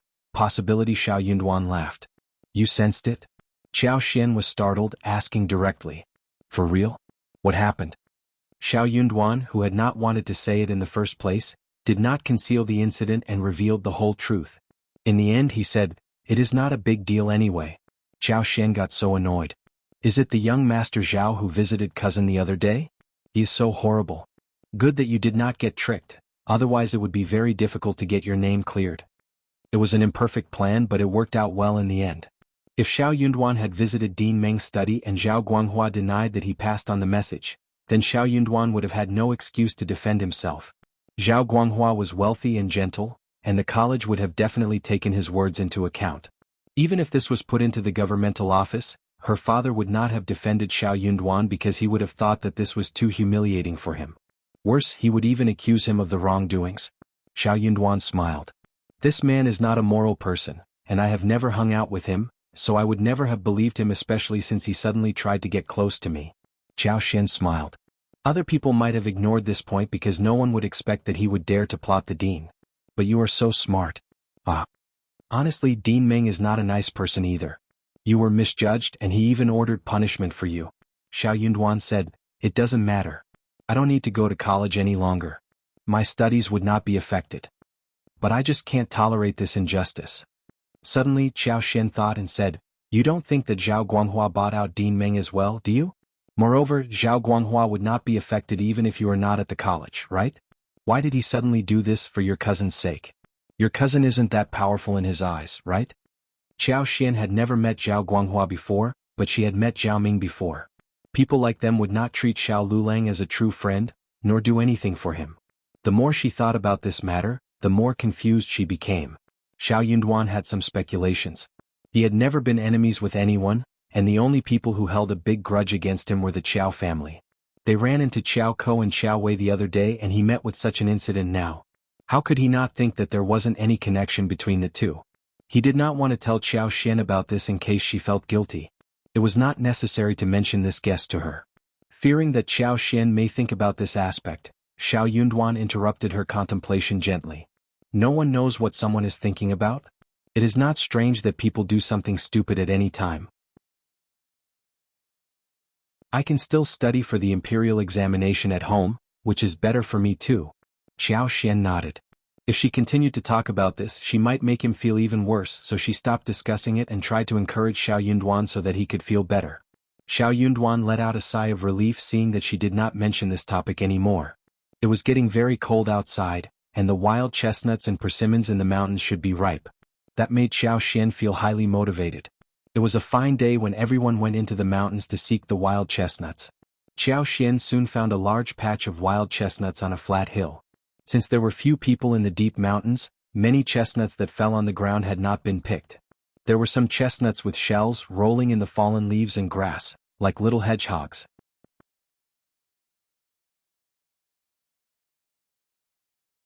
Chapter 445. Abundance. Qiao Xian and others used wooden sticks to push away the fallen leaves and weeds, and picked up the shiny black and purple chestnuts, placing them into the basket.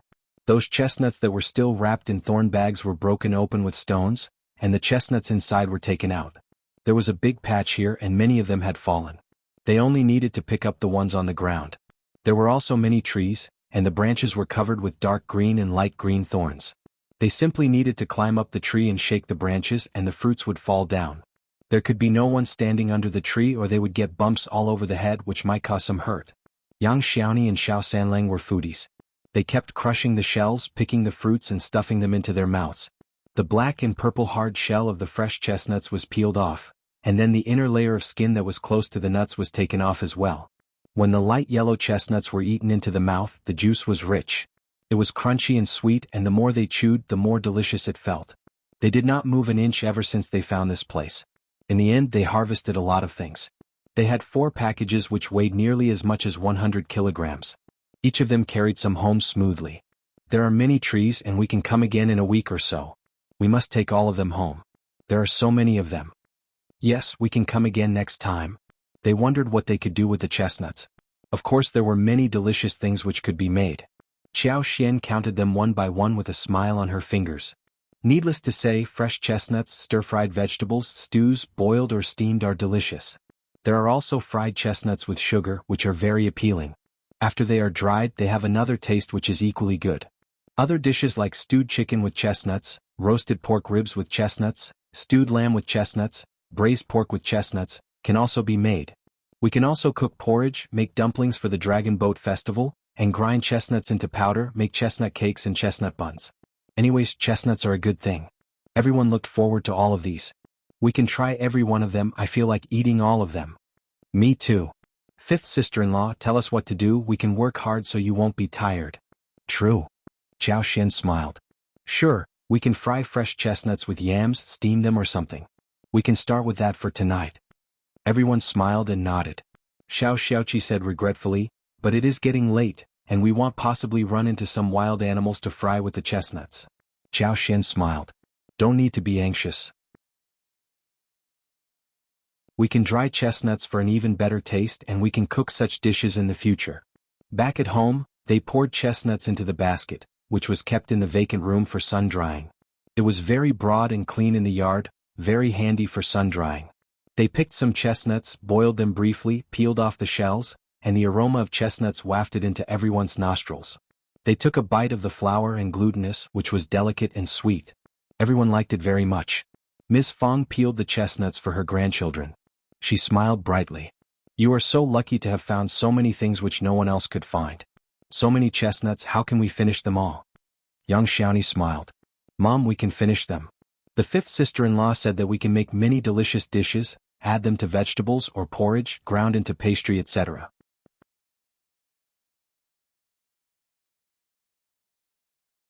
Chapter 446. Reminder. They all laughed. Ms. Fong glared at her and said half scoldingly, you remember everything about food.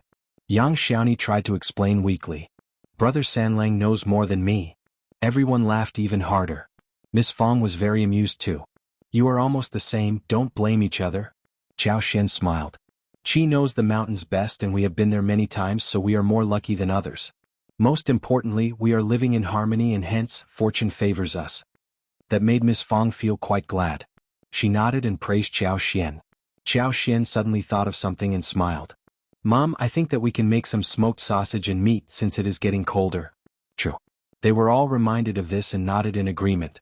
We have a lot of money now, so we can make a lot of smoked sausage and meat. True, they can be preserved for a long time. We can put them into the jar and it should last us at least half a year. I am already drooling over the steamed smoked sausage and fried smoked sausage with garlic sprouts. Ms. Fong smiled too. It is time to make them. You should go to the town to buy the meat, buy as much as you want. I will give you some money and we can make enough for our home and also to take some back to our natal families. They had already bought 1 bull, 1 donkey and the wagon was ready too. So it was quite handy for them to go into the town. They would store some smoked meat and sausage in the past, no more than 10 kilograms, which would be finished after a few days. This year things were different. Hearing that they could take the meat back to their own parents, Miss Su felt so happy and started to come up with some ideas. Xianxia was very interested and most knowledgeable about food. She was living a very easy life as long as the Qiao family was out of sight. They had money now and all the food she bought was the most original, pure, green and pollution-free. The taste was really good too. Let's buy meat to make sausages, meat, pork liver, pork belly, pig heads and pork knuckles. These can also be made into smoked meat, which is delicious. Also we can make smoked ducks and fish. Let's pick some big ducks and long fish which should taste better than pork. Miss Fong and the others were all shocked. No one in the village had made this kind of smoked meat before. Xianxia smiled in agreement. Fifth sister-in-law is right. Her words make me feel so greedy. Mom, let's make them please. Yeah, we can fish in the river, find big fish. True. Okay. Miss Fong smiled. Let's make them all. Buy 10 big ducks home when you shop for meat on the street. They all smiled and nodded in agreement. So, the next day Xiao Sanlang and Xianxia went into the town to buy meat and ducks.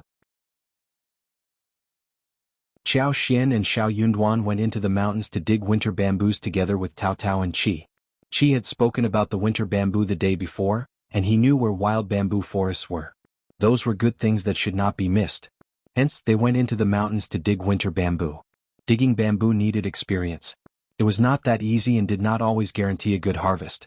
But the winter bamboo in the soil was not a problem for Qiao Xian.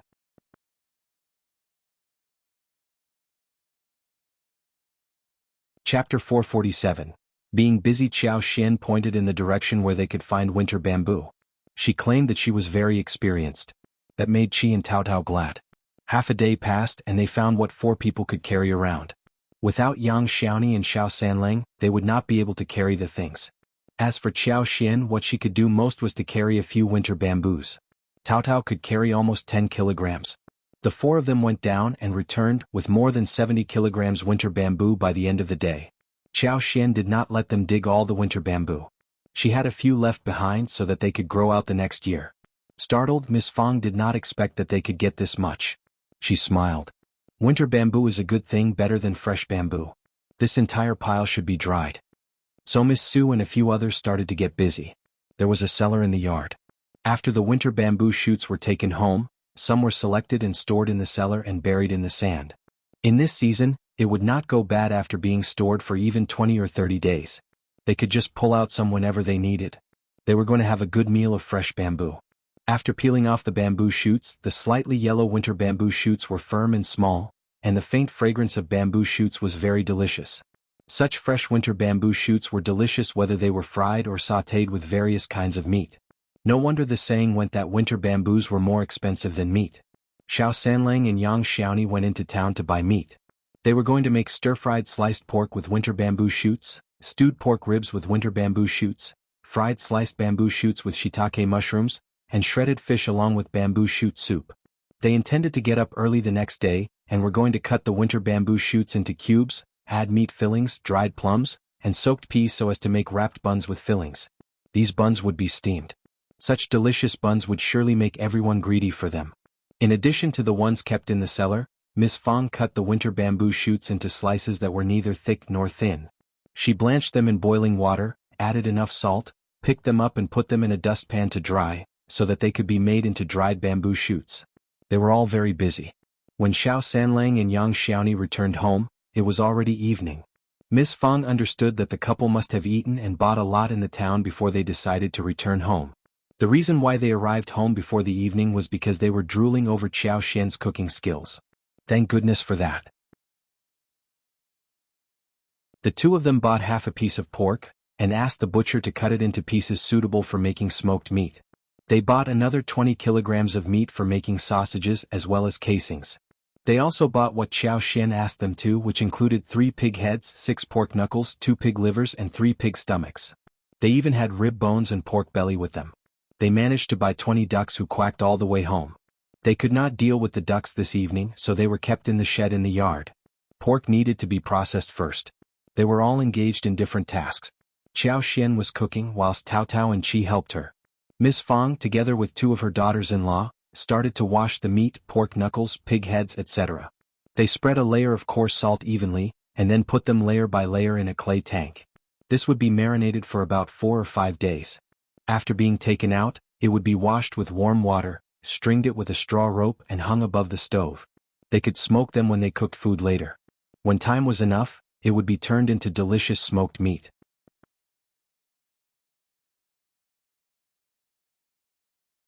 Chapter 448. Smoked fish. The sausage required a little more effort. They washed the meat, cut it into small pieces and marinated it with various seasonings. It was put into the casing at noon the next day. After that, it was also hung on the stove to be smoked naturally. Ms.Mi made the sausage whilst Ms.Mi and Yang Xiaoni killed the ducks. It wasn't very easy to remove the feathers from the 12 ducks, so Tao Tao and Xiaoxian helped as well. The method of making smoked ducks was similar to that of smoked meat. They just needed to clean the whole duck and hang it up. The duck selected for wax duck needed to be fat, otherwise it would only have a skeleton without meat after drying, and it would not taste good. They processed 12 ducks and kept away quite many duck feet, duck liver, duck blood, duck intestines and duck gizzards, which were all wonderful things. The family decided to eat hot pot that night. This was the pot that Xiaoxian had asked a craftsman to make because she was greedy for it. They used the pork ribs bought the previous day to make the soup base. After boiling them, they simply stir-fried it to make a spicy pot bottom, just enough to make a double-tasting pot. Apart from the intestines, they had a few more vegetables prepared, such as yam slices, wax gourd slices, shiitake mushrooms, taro slices, winter bamboo shoots, spinach, coriander. Some fish slices and fried meat-filled egg dumplings were also made. This accounted for a lively meal. Sure enough, they had never expected that when the intestines were put into the spicy pot, they could obtain such wonderful taste. They really wished to kill 12 more ducks the next day. The smoked meat and sausages were apparently not enough. Ms.Mi decided to buy some more meat to make another batch, so they could be hung on the stove and sun-dried for later use. Xiaoxian was greedy for sweet-tasting smoked sausages. Ms.Mi was surprised. Sweet taste? With sugar? Yeah. Xiao smiled. But salt and other seasonings should be used as well, not too much, but sugar has to be enough. It would be good, trust me. Miss Fang smiled and agreed to her request readily. I'm just curious. I trust you. Let's make some soon, and we are all going to have a taste of such smoked sausages. So, it was decided that they were going to make 15 kilograms of sweet-tasting smoked sausage. When the smoked meat and sausage were settled, they were all motivated to make some smoked fish. Qiao thought of the water pool she found when she entered the mountain before, so she said to Qi, "Why don't we go there? The fish in the deep pond are bigger and it's the best for making smoked fish. Although there are big fish in the river, the number is relatively less. Also, the 3-finger-wide small fish or mandarin fish, or yellowhead catfish are not suitable for making smoked fish." She agreed. But the pond was a little far from the village, and they needed to have water with them to keep the fish alive, otherwise carrying it around would be too troublesome. Also, dead fish would not be good for making smoked fish. So they asked Xiao Dalong and Ms.Mi to go together. Xiao had been thinking about the fish in the pond for a long time, and the fishing net was very rewarding. When pulling it to the shore, they could see countless big fish jumping around alive and kicking, revealing their snow-white belly. Large grass carp, Asian carps and crucian carp that were more than a foot long were caught and put into buckets. The smaller ones were all thrown back into the pond. The harvest from 2 more nets was enough. Xiao Dalong, Miss Su, Xiao Sanlang and Yang Xiaoni each had 1 bucket with them, and they went back to the village together. The fish was large in size and just 4 of them filled up a bucket. But there was enough to take back when they were all together. There was no other problem except for the distance. On the way back to the village, they ran into a few villagers who had gathered around to watch the show.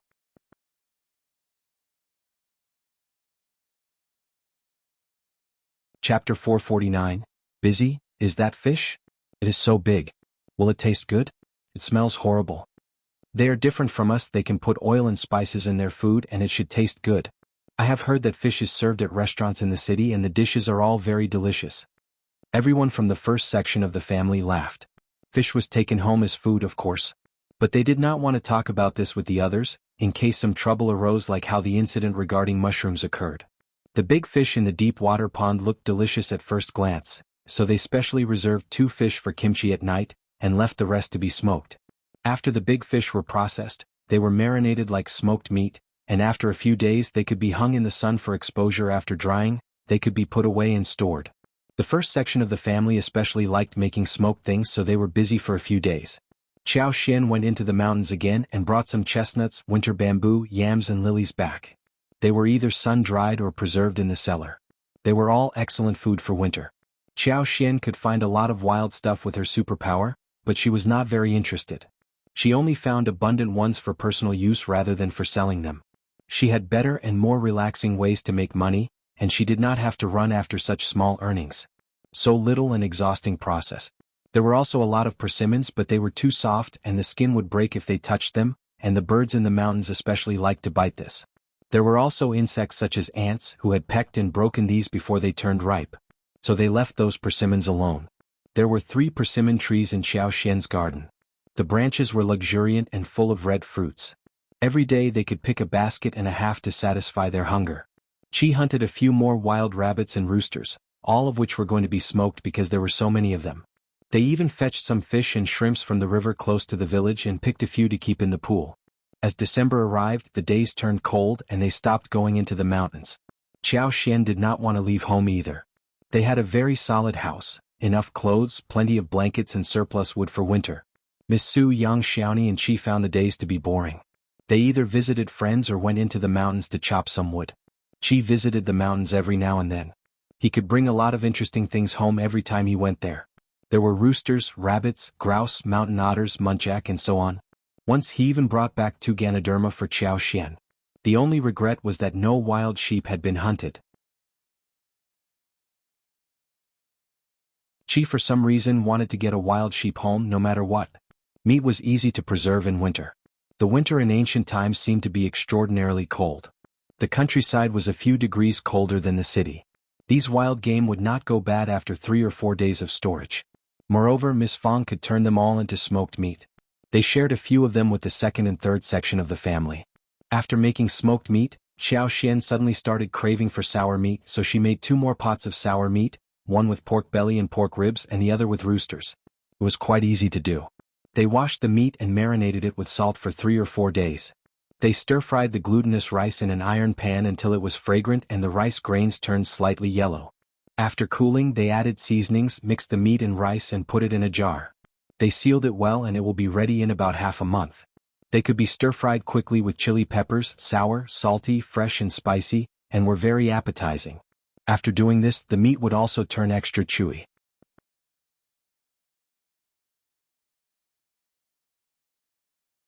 Chapter 450. A narrow encounter. While sour meat was being made, they made some preserved eggs and salted duck eggs as well. Everyone in the first section of the family spoke highly of the food, just like Qiao had praised it before. They got everything prepared and they would have good food for the upcoming winter. Ding Erju passed on the letter, saying that the house would be built soon and asked if Qiao wanted to join them. Xiao Yunduan and Qiao paid a visit to the Jianghu village soon. The villagers had worked fast and effectively. Due to Ding Erju and Madame Zhou's keen supervision, they did not cut down on their labor work. They had done the work according to the paper Qiao and Xiao Yunduan gave them. The pond next to the vegetable garden had been dug by the tenants. It was finished, and there was a circle of green bricks about 1.5 meters wide that had been laid on the ground. Some pits were prepared for spring tree planting. A willow, 2 peach trees, 1 elm tree, 1 locust tree and 1 mulberry tree were planted beside the fish pond. When they grew into lush shade trees, they would not only shade the pond from the sun and cool down in summer, but also provide a place where they could sit and fish under the tree and eat the fruit leisurely. When they could not finish the fruits, they could feed it to the fish in the pond. How wonderful! Xiao Yunduan and Qiao were very satisfied by what they saw. The leader told them that they could have the house settled after a few more days, and they were invited to have a look at it when the work was all done. After completion, they would immediately install doors, windows, furniture, and then when the house was cleaned, people could move in within 2 days. When they left the village, it was still quite early and Qiao suggested going for a walk in the town, which Xiao Yunduan agreed to. In the 12th lunar month, the town was extremely lively with all kinds of goods around. Countless people were choosing thick cloth, cotton, buying dishes, candles, paper money, various dry goods and so on. It would be even more lively as they approached the year-end. Qiao enjoyed shopping and bought a lot of odds and ends. There were small toys that children liked, silk flowers and snacks. Xiao Yunduan kept her company and helped her hold goods. But they were unlucky to run into a few students from the college. Worse, 2 of them were Zhao Guanghua's followers. Xiao Yunduan frowned. It was too late to dodge them. Zhao Guanghua's followers knew that Zhao Guanghua hated him, so they wanted to tease him. Hence they approached Xiao Yunduan. "Oh, look at this, aren't you brother Xiao? I haven't seen you for a long time at college." "Haha, but he's not a student of our college anymore. He has been driven out, did you forget about it?" "Oh yes, it slipped my mind. Brother Xiao, I think Dean Meng punished you because he was very angry. What about us helping you out, brother Xiao? Maybe you can apologize to Dean Meng and he can forgive you?" "Yeah, without teacher's guidance, brother Xiao will not be able to pass the examination. Brother Xiao, don't take risks with your future." The 2 of them cooperated with each other, but Xiao Yunduan ignored it. He knew clearly that he had the evidence proving that he did not do anything. But if he apologized, things would get very different. After all, why must he apologize without having made any mistakes? "Thanks for your concern, but there is no need." Xiao Yunduan greeted them back and said gently. Qiao did not like these 2 men and said to Xiao Yunduan, "Darling, we should leave."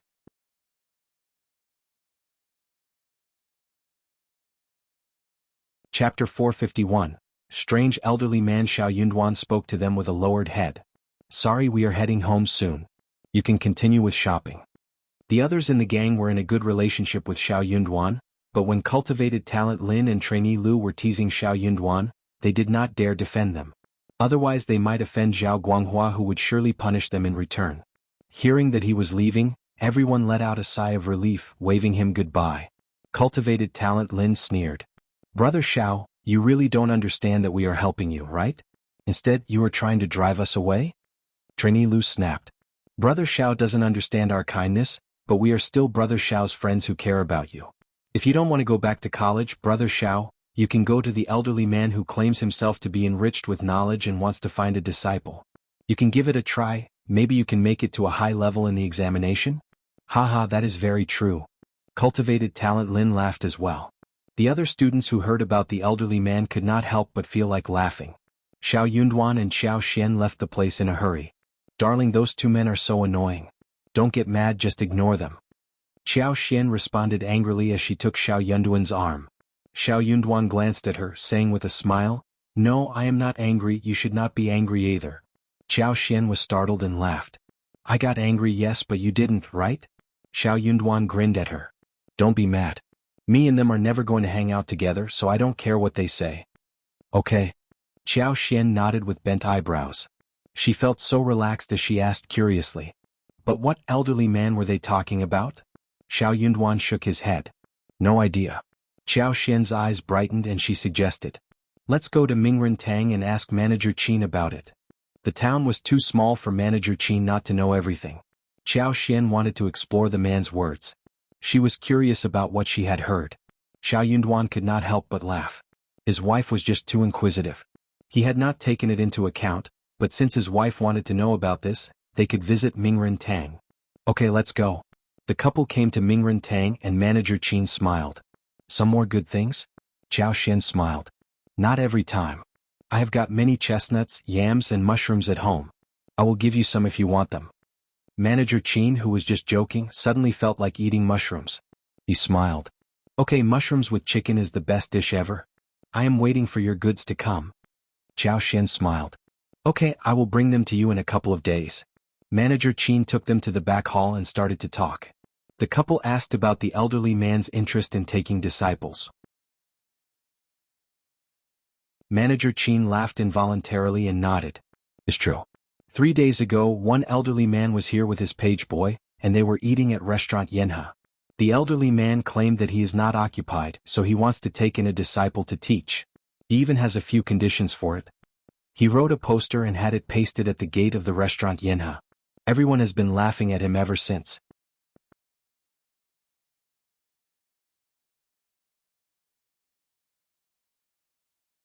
Chapter 452.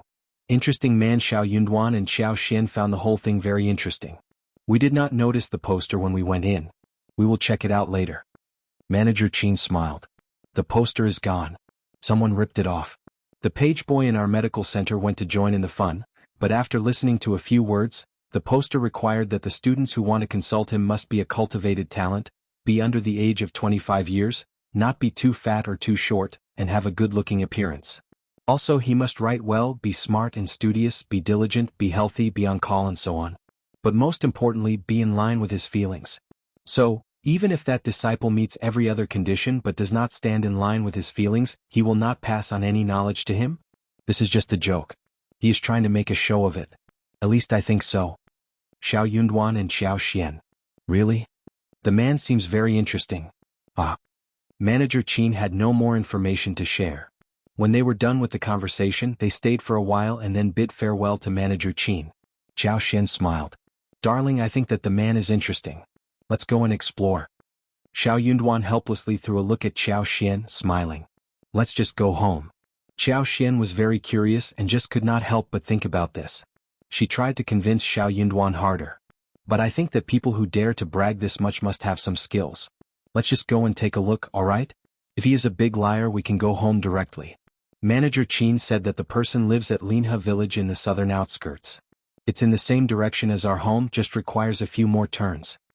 Xiao Yunduan could not say anything to counter her, so he just nodded in agreement. They left the town and headed to Linha village. The elderly man and the page boy lived in an old house, which looked neat and well arranged with a small yard. "Excuse me, is this elderly Yun's home?" An elderly servant squeaked the door open and looked expressionless. "Here for the teacher? Write some words first." The couple. Xiao Xian smiled and gave Xiao Yunduan a push. "Darling, let's do it." Xiao Yunduan was here to keep Xiao Xian company for fun, but when he heard the servant's tone, he could not help but feel unconvinced. He nodded and said to the servant politely, "It is cold outside, can you let my wife inside so she can get warm?" The servant looked at Xiao Yunduan, eased his expression and nodded. "Okay. Thanks." Xiao Xian smiled and went into the room. The servant took Xiao Yunduan to study close by. It was very quiet in the house. The elderly man must be away. The inside and outside of this house were clean and tidy. Although it was an old house, it had obviously been repaired. It looked quite simple and rustic, but it gave people a very comfortable feeling. That servant was in his 40s, dressed in a dark outfit. He did not particularly show anything, but Qiao Xian felt that he was not just an ordinary servant. Maybe this elderly man was capable of something. That would be great. Qiao Xian started to make imaginative stories in her head and looked up, seeing Xiao Yunduan walking towards her.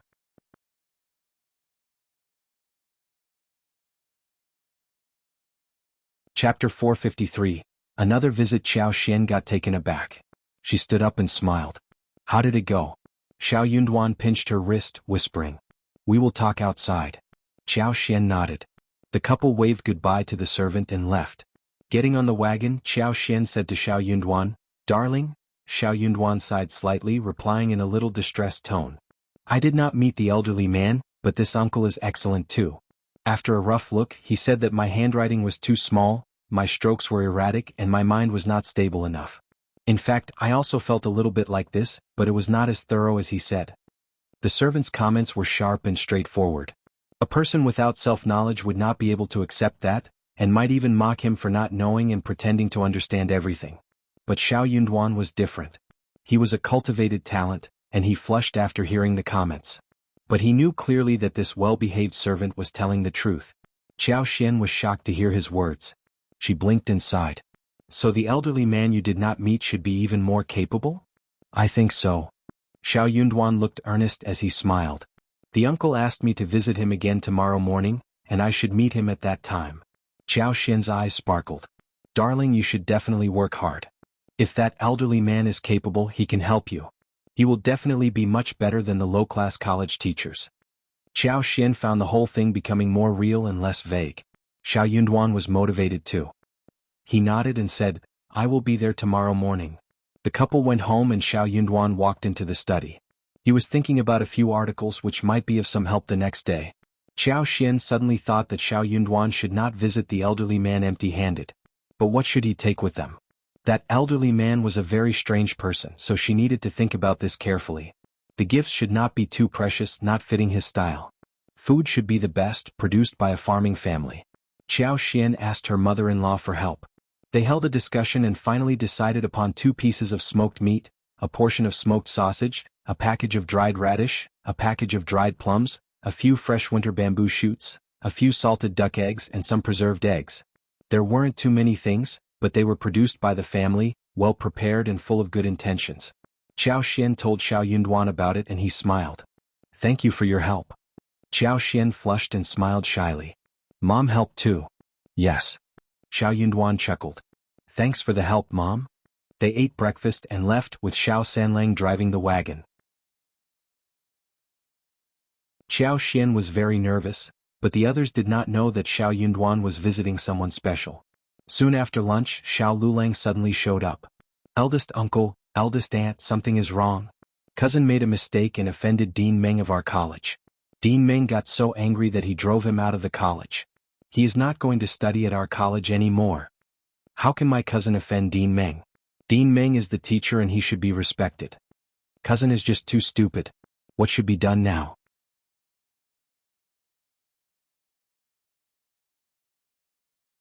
Chapter 454. What? Xiao Lulang kept making complaints, pretending as if he was distressed on behalf of his cousin. But he looked really excited and could not help but smile. That speech startled everyone in the first section of the family. What? What is it? That is not possible. How can my 5th brother offend the dean? Yeah, you must have heard it wrong. Talk about it in detail. How did Yunduan offend Dean Meng? Xiao Lulang cleared his throat. I went to the college yesterday and heard about this. But I am so concerned about him, so I hurried back. Where is cousin? Is he not at home? Is he too ashamed to come out? But it is his fault. The incident just happened. And he can't escape from it. We have to solve the problem, right? Yeah. Eldest uncle nodded. Just tell me what happened. Yunduan is not at home, it is so annoying. Hearing Xiao Yunduan was not at home, Xiao Lulang was surprised, but he became cheerful again. Good that he was not at home in case he was interrupted. Let me tell you. Let me tell you. Qiao Xian walked in at that moment. Hearing Xiao Lulang's arrival, Xiao Xiaoqi rushed towards Qiao Xian. He did not trust his cousin, but he trusted his 5th sister-in-law. Hearing what Xiao Lulang said, Qiao Xian looked at him angrily. Xiao Lulang glanced at Qiao Xian indifferently. Fifth sister-in-law, don't mess around. This is a huge deal. Since it is a huge deal, I am telling the story. You are just trying to mess around. I know this better than you. My husband and I went into town and he told me everything. Oh, most importantly, the actual version differs from yours. My husband was not wrong. Xiao Lulang sneered. But he was driven out of the college by Dean Meng, is that right? Qiao Xian sneered. That is because of the money. Someone set him up. That is just a claim made by him. You are the one making a false claim, and you wish that my husband is not doing well. Stop it. Miss Qiao turned impatient. Shut up, Xiao Lulang. Miss Qiao, you talk. Yang Xiaoni added. Yeah, fifth sister-in-law, tell us the truth. Everyone supported Qiao Xian and ignored him.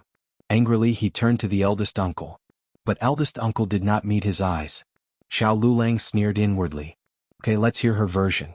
Qiao Xian narrated the whole thing step by step. She did not reveal the conjecture that Zhao Guanghua must have teamed up with others, otherwise Xiao Yunduan's reputation might be ruined. So she pushed all the blame to Zhao Guanghua. Zhao Guanghua and his followers set up Xiao Yunduan, and that irritated Dean Meng, who ordered 50 hits on all of them. Xiao Yunduan was totally innocent. But he was so good that people got jealous of him and made him run into this trap.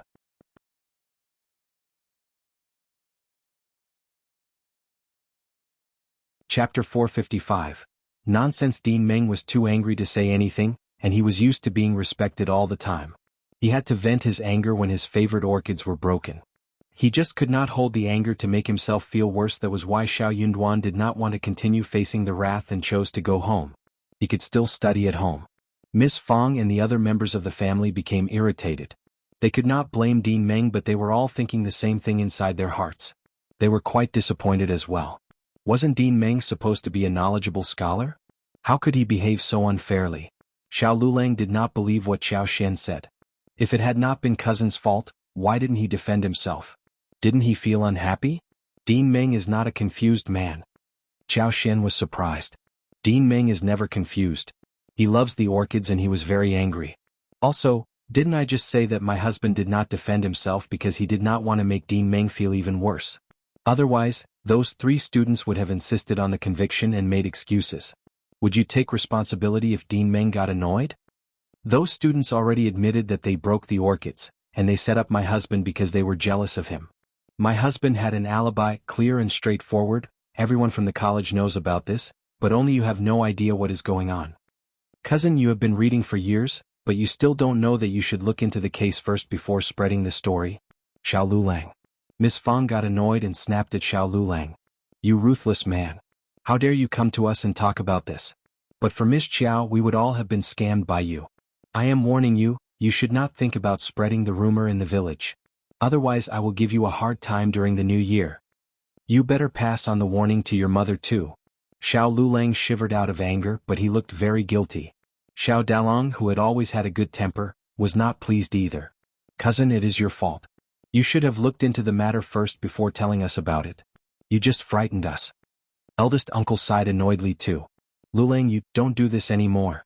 Dalong is right, you should talk about something only after you look into the matter. Qiao Xian chuckled. I have noticed that you have been at home after the college examination, and you have not been to the college for a long time. You must have lost the method of looking into the news. It is soon going to be the new year. Are you going to college or not after that? What about going there after the spring plow next year? You need to do some labor for your home since you are not promising enough to have a future in studies, right? You can't just not do anything, right?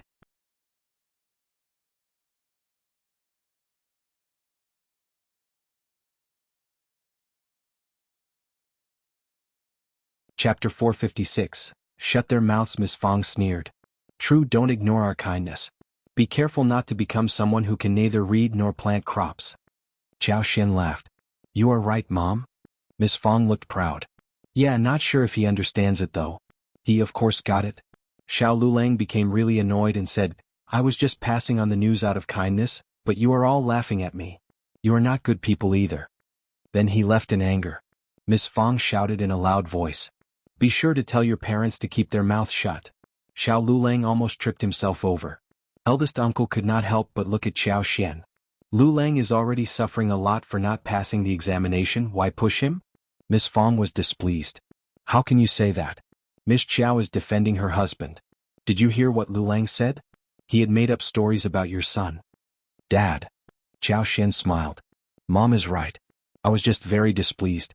Also, maybe my cousin will become really hard-working after this stimulation, and pass the examination the next time?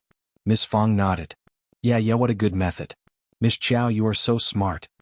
Xiao smiled. Thanks, Mom. Eldest uncle. Anyway. Eldest uncle felt that he would get really annoyed if he continued speaking to the two of them. Miss Qiao was so thick-skinned. Any other daughter-in-law would get embarrassed when scolded by her father-in-law. But she seemed unrepentant. Moreover, she was still laughing cheekily.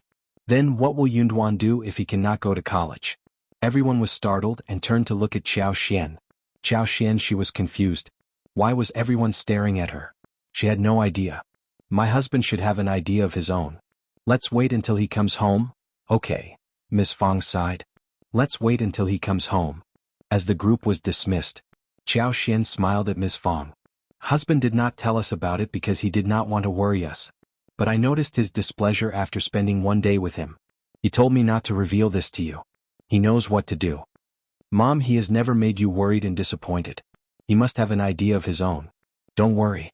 Miss Fong felt much better after hearing that. She nodded and smiled. Yeah, Yunduan has been very understanding since childhood. He even knew how to comfort me when he was young. He should have an idea of his own. It was not until evening when Xiao Sanlang and Xiao Yunduan arrived home in the cold. They had coal basins at home and the thick door drapery drove the chill away. Yang Xiaoni served them hot tea. Miss Fong, eldest uncle, Dalong and Qi as well as Tao Tao were all gathered in the room, hearing their return. Xiao Sanlang was drinking tea when he glanced about, asking curiously, "What is going on with you all?" Miss Fong rolled her eyes and said, "Just drink your tea." Yunduan feel better after the tea?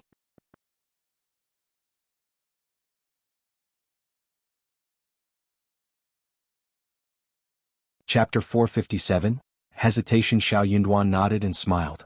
I was in the wagon and I should be fine. But the third brother was out in the cold. Miss Fong said, he has thick skin and with so many clothes on, he won't freeze. Xiao Yunduan chuckled. Mom, anything you want to tell me? Miss Fong sighed.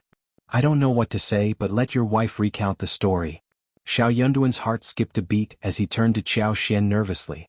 What was going on? Xiao Xian gave him a comforting look, and narrated the episode about Xiao Lilang's visit. Xiao Sanlang snapped angrily. What a scumbag. He wishes us bad luck. How horrible. Xiao Yunduan said, Mom, don't worry about this. Believe me, I am not affected by this turn of events. I can definitely make it in the next examination. Miss Fong replied. But you can't go to college again, can you? Is it okay if you don't have anyone instructing you? Dean Meng should know that you are innocent. What about begging him for forgiveness with some precious presents? No need, Mom. Xiao Yunduan smiled. Don't worry, I know what I should do. Miss Fong still looked hesitant. Xiao Yunduan was worried that she would do something behind his back, so he added, Mom, I have visited the province 2 times and I have learned more than I could ever learn here at the college. Brother Sierra is from a literary family, and with his help, I can do better than ever. Moreover, I will go to him in spring again. Also, Mom, just think about this. What can I learn from someone like Dean Meng? Xiao Yunduan knew pretty well that the Qiao family was behind the incident. Dean Meng was just an ordinary dean, not very evil but not straightforward either. He was not going to offend the Qiao family for his sake.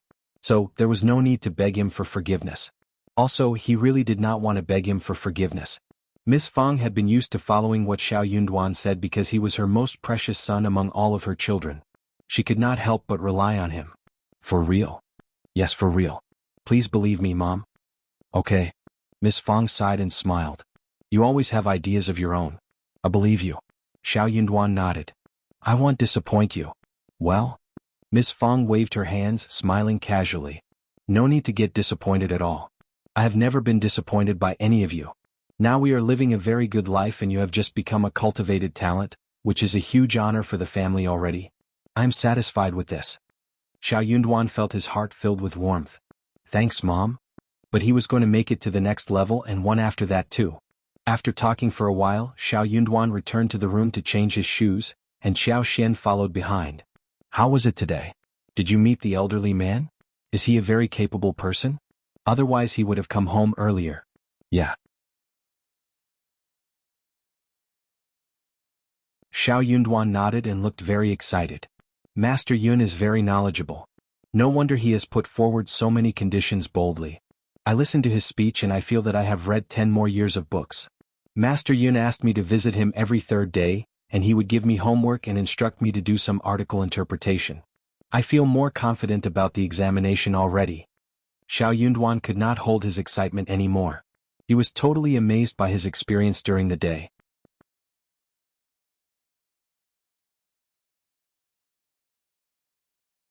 Chapter 458. Capable elder man. If he had been 70% certain that he could make it to recommended man, now he was 90% sure that he would make it. After studying with Master Yun for half a year, he was even 70% sure to make it to the final shortlist. If he continued, he would definitely make it to Advanced Scholar too. He was feeling different now. Thanks. But for you, we would not have visited him the other day. Xiao Yunduan was feeling very emotional and grateful. Had it not been for Qiao Xian's curiosity, they would not have insisted on going there. Since everything sounded so ridiculous at that time, no one would have assumed that it was for real. But it was for real. Moreover, that elderly man was very capable. Qiao Xian smiled brightly as she turned to look at him with sparkling eyes. I was curious and led you there, but it is you who are capable enough that Master Yin took you in.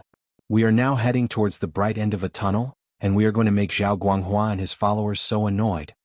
In fact, Qiao Xian behaved that day not entirely because she was simply curious. She just felt that some real talents tended to have weird tempers and acted differently from ordinary people. She felt that a visit would not hurt. Thankfully that visit turned out to be worth the while. Xiao Yunduan smiled. Still, I need to thank you. No wonder Mom calls you a lucky star. Qiao Xian smiled too, but she was feeling quite shy. Xiao Yunduan added. Master Yun says that he is willing to teach me, but he can't take me in as a disciple now.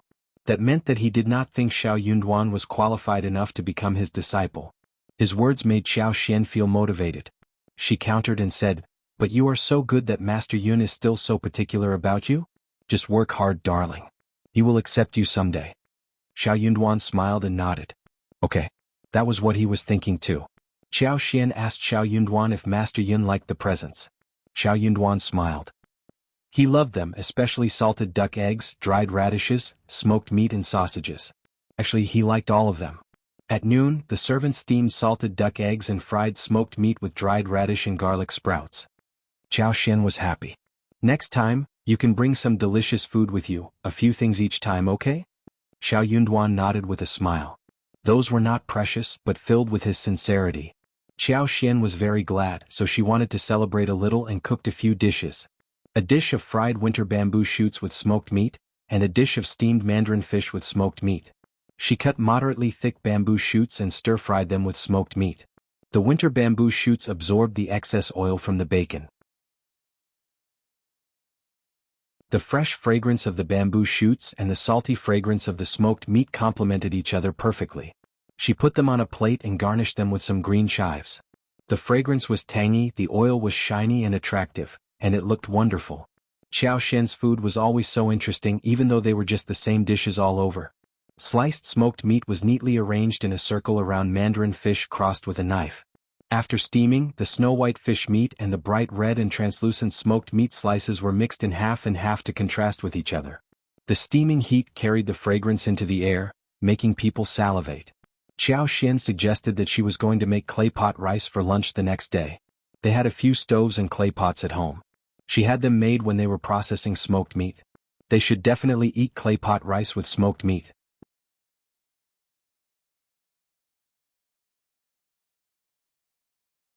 Chapter 459. Reliable. Xiao Yunduan did not tell the family about Master Yun.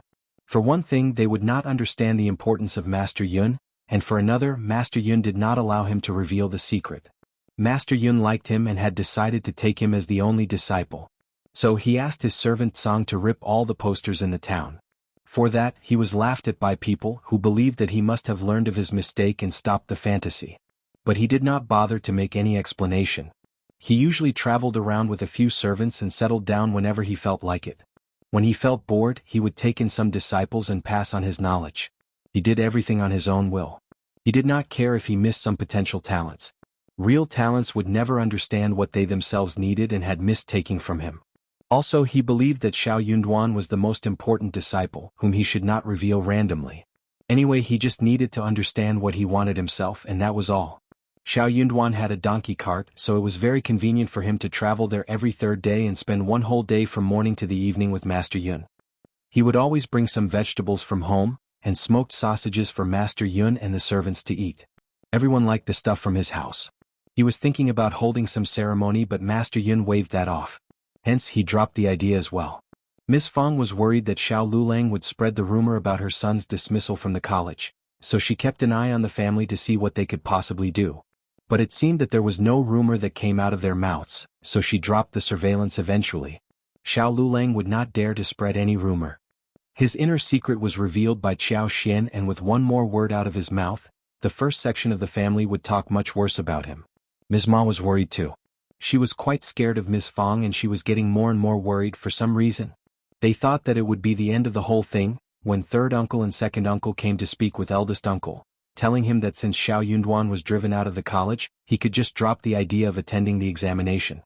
They did not think that Xiao Yunduan would make it, when he had no teacher to give him instructions. What is the point of spending money on him? Yunduan could just come and help to do some farming at home for you. Yeah.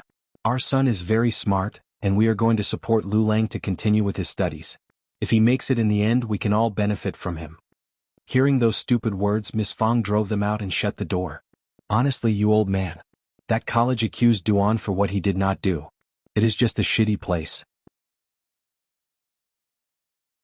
Duan doesn't have to go there to learn knowledge. Duan is a friend of young Master Xia, and he is more reliable and can help him better than anyone at the college.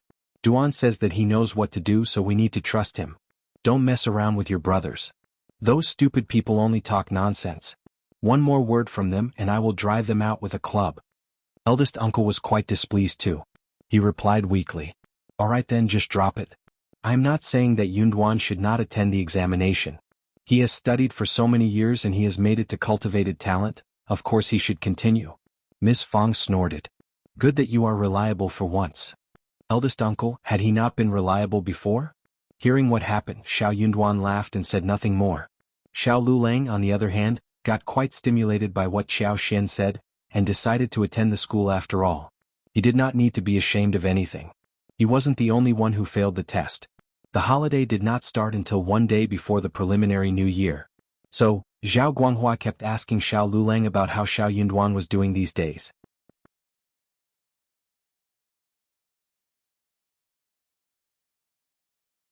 Chapter 460. Professional story maker Qiao Wei was very pleased to see Qiao Xian and Xiao Yunduan having a hard time. So, Zhao Guanghua was going to get some news out of the guy in front of him to make her happy. Xiao Lulang would never say anything good about Xiao Yunduan. He kept complaining about Xiao Yunduan, and described how distressed he was after he was expelled. Zhao Guanghua was very glad to hear the news. Soon he narrated the whole story to Qiao Wei. Qiao Wei was glad to hear this. She was now sure that Xiao Yunduan was never going to become a successful man in the future, and Qiao Xian would live the rest of her life as a rough, ordinary countryside bitch. But Qiao Wei and Zhao Guanghua soon would know that what they wished would not turn out to be true. Xiao Lulang was so glad to see Zhao Guanghua inviting him intimately. He believed that he was now considered a good friend of Zhao Guanghua. He thought of Zhao Ming, whom he fell for, and kept sucking up to Zhao Guanghua, implicitly saying that he wanted to visit the Zhao family. He really wished to go there, and most importantly he wished to meet Zhao Ming again. He and Lady Zhao must be destined to see each other. Lady Zhao beamed at him last time and they might get a chance to have a chat today. Lady Zhao was definitely going to be moved by him, and then he was going to ask his mother to hire a matchmaker who could help them establish the marital relationship. The more he thought about this, the more happy he became. But he did not have a good residence. He wished that he could have an equally good house like that of the first section of the family. Xiao Lulang started to feel jealous again. But Zhao Guanghua did not care about Xiao Lulang at all. Even though he was not a smart guy, he could sense that Xiao Lulang wished to visit his home. However, Zhao Guanghua ignored his suggestion. He was not going to let anyone in his house. Zhao Guanghua did not even turn him down with excuses. He just snapped at him, saying that it was not a good time, stopping Xiao Lulang from saying anything more. Xiao Lulang felt very disappointed, but soon he got increasingly motivated. He believed that good things never came easy, and that it must be the barriers he needed to overcome for his relationship with Lady Zhao. As long as they loved each other and never gave up, they would definitely get married in the end. Xiao Lulang was definitely good at making up stories. In the middle of the last month before New Year, the Yuezhing family asked Chu Shan to pass on some gifts to the first section of the family. First, Madame prepared things which included 150 kilograms of silver frost charcoal, 2 hand heaters, 2 copper soup pots, several pieces of deerskin and sheepskin for boots, several pieces of fox, mink, squirrel and rabbit fur for clothes, and thick 4 pieces of snow cloaks and cloaks for men and women.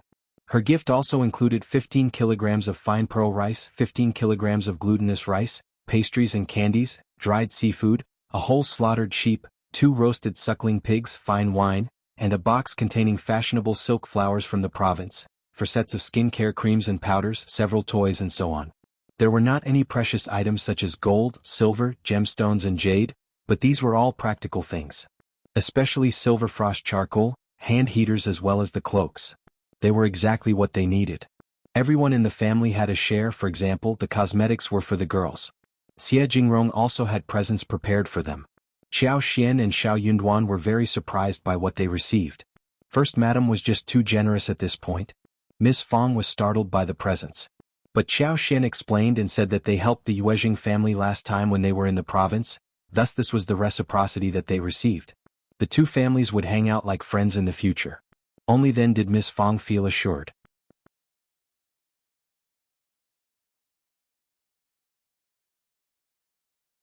Chapter 461. Pride. Yunduan is excellent.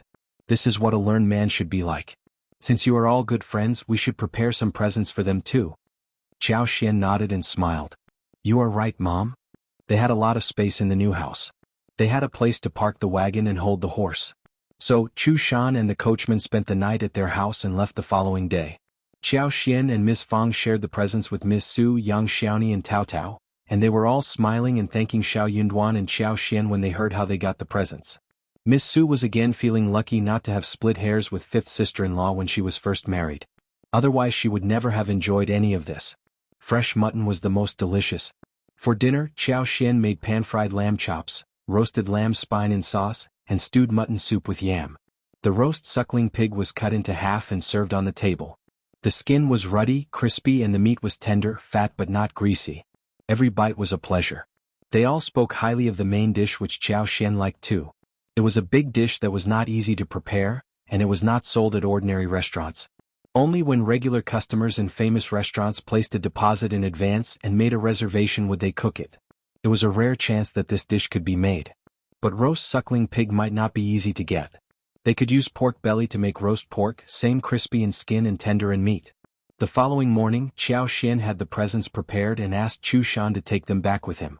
The gifts included homemade smoked meat, sausage and smoked fish, fresh shiitake mushrooms, fungus, and white fungus picked from the fungus shed, as well as dried chestnuts and honey from the mountains. There were some dried vegetables such as winter bamboo shoots, dried radishes and dried beans packed as well. All of them were home-produced. Chu Shan accepted the presents with a smile.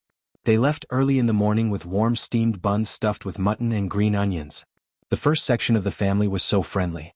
They had steamed buns the night before, and heated them up early in the morning for them to eat on the road. They also boiled a few eggs, candies, sunflower seeds and other snacks for them to use on the road. Each of them were given red envelopes of 2 liang each. So, they were never afraid of traveling this far. In fact, they looked forward to the trip here. They always had good things to eat. The steamed buns with filling and the lamb spine and ribs were all delicious. Seeing wagons leaving and coming to the first section of the family, the villagers were all used to the scene. They could not take a look inside the wagons due to the big house the first section of the family were living in at the moment.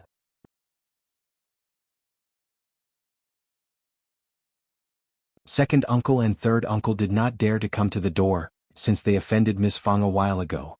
So, they could only make some complaints at home. Widow Sun was even more jealous than them. Whenever she saw how the first section of the family got better than before, she felt more jealous. If she had made her daughter marry Xiao Yunduan, she would have a lot to show off now. But now she could only watch as a spectator at this moment. Widow Sun could not stand it any more. She met her lover on the sly, urging him to deal with the first section of the family. I hate Miss Fong. She is so proud now. I'm so annoyed. I really need to get it over with. Widow Sun's lover was very annoyed by her pestering. He nodded and said, Okay, I will think of some way to deal with them. Don't worry about it. Remember what you said or I will not give you a good time. Okay, I got it now, I do. You're tuning in to the Phantom Sword Chronicles YouTube channel. Don't forget to subscribe and join us on this journey to catch the most captivating stories.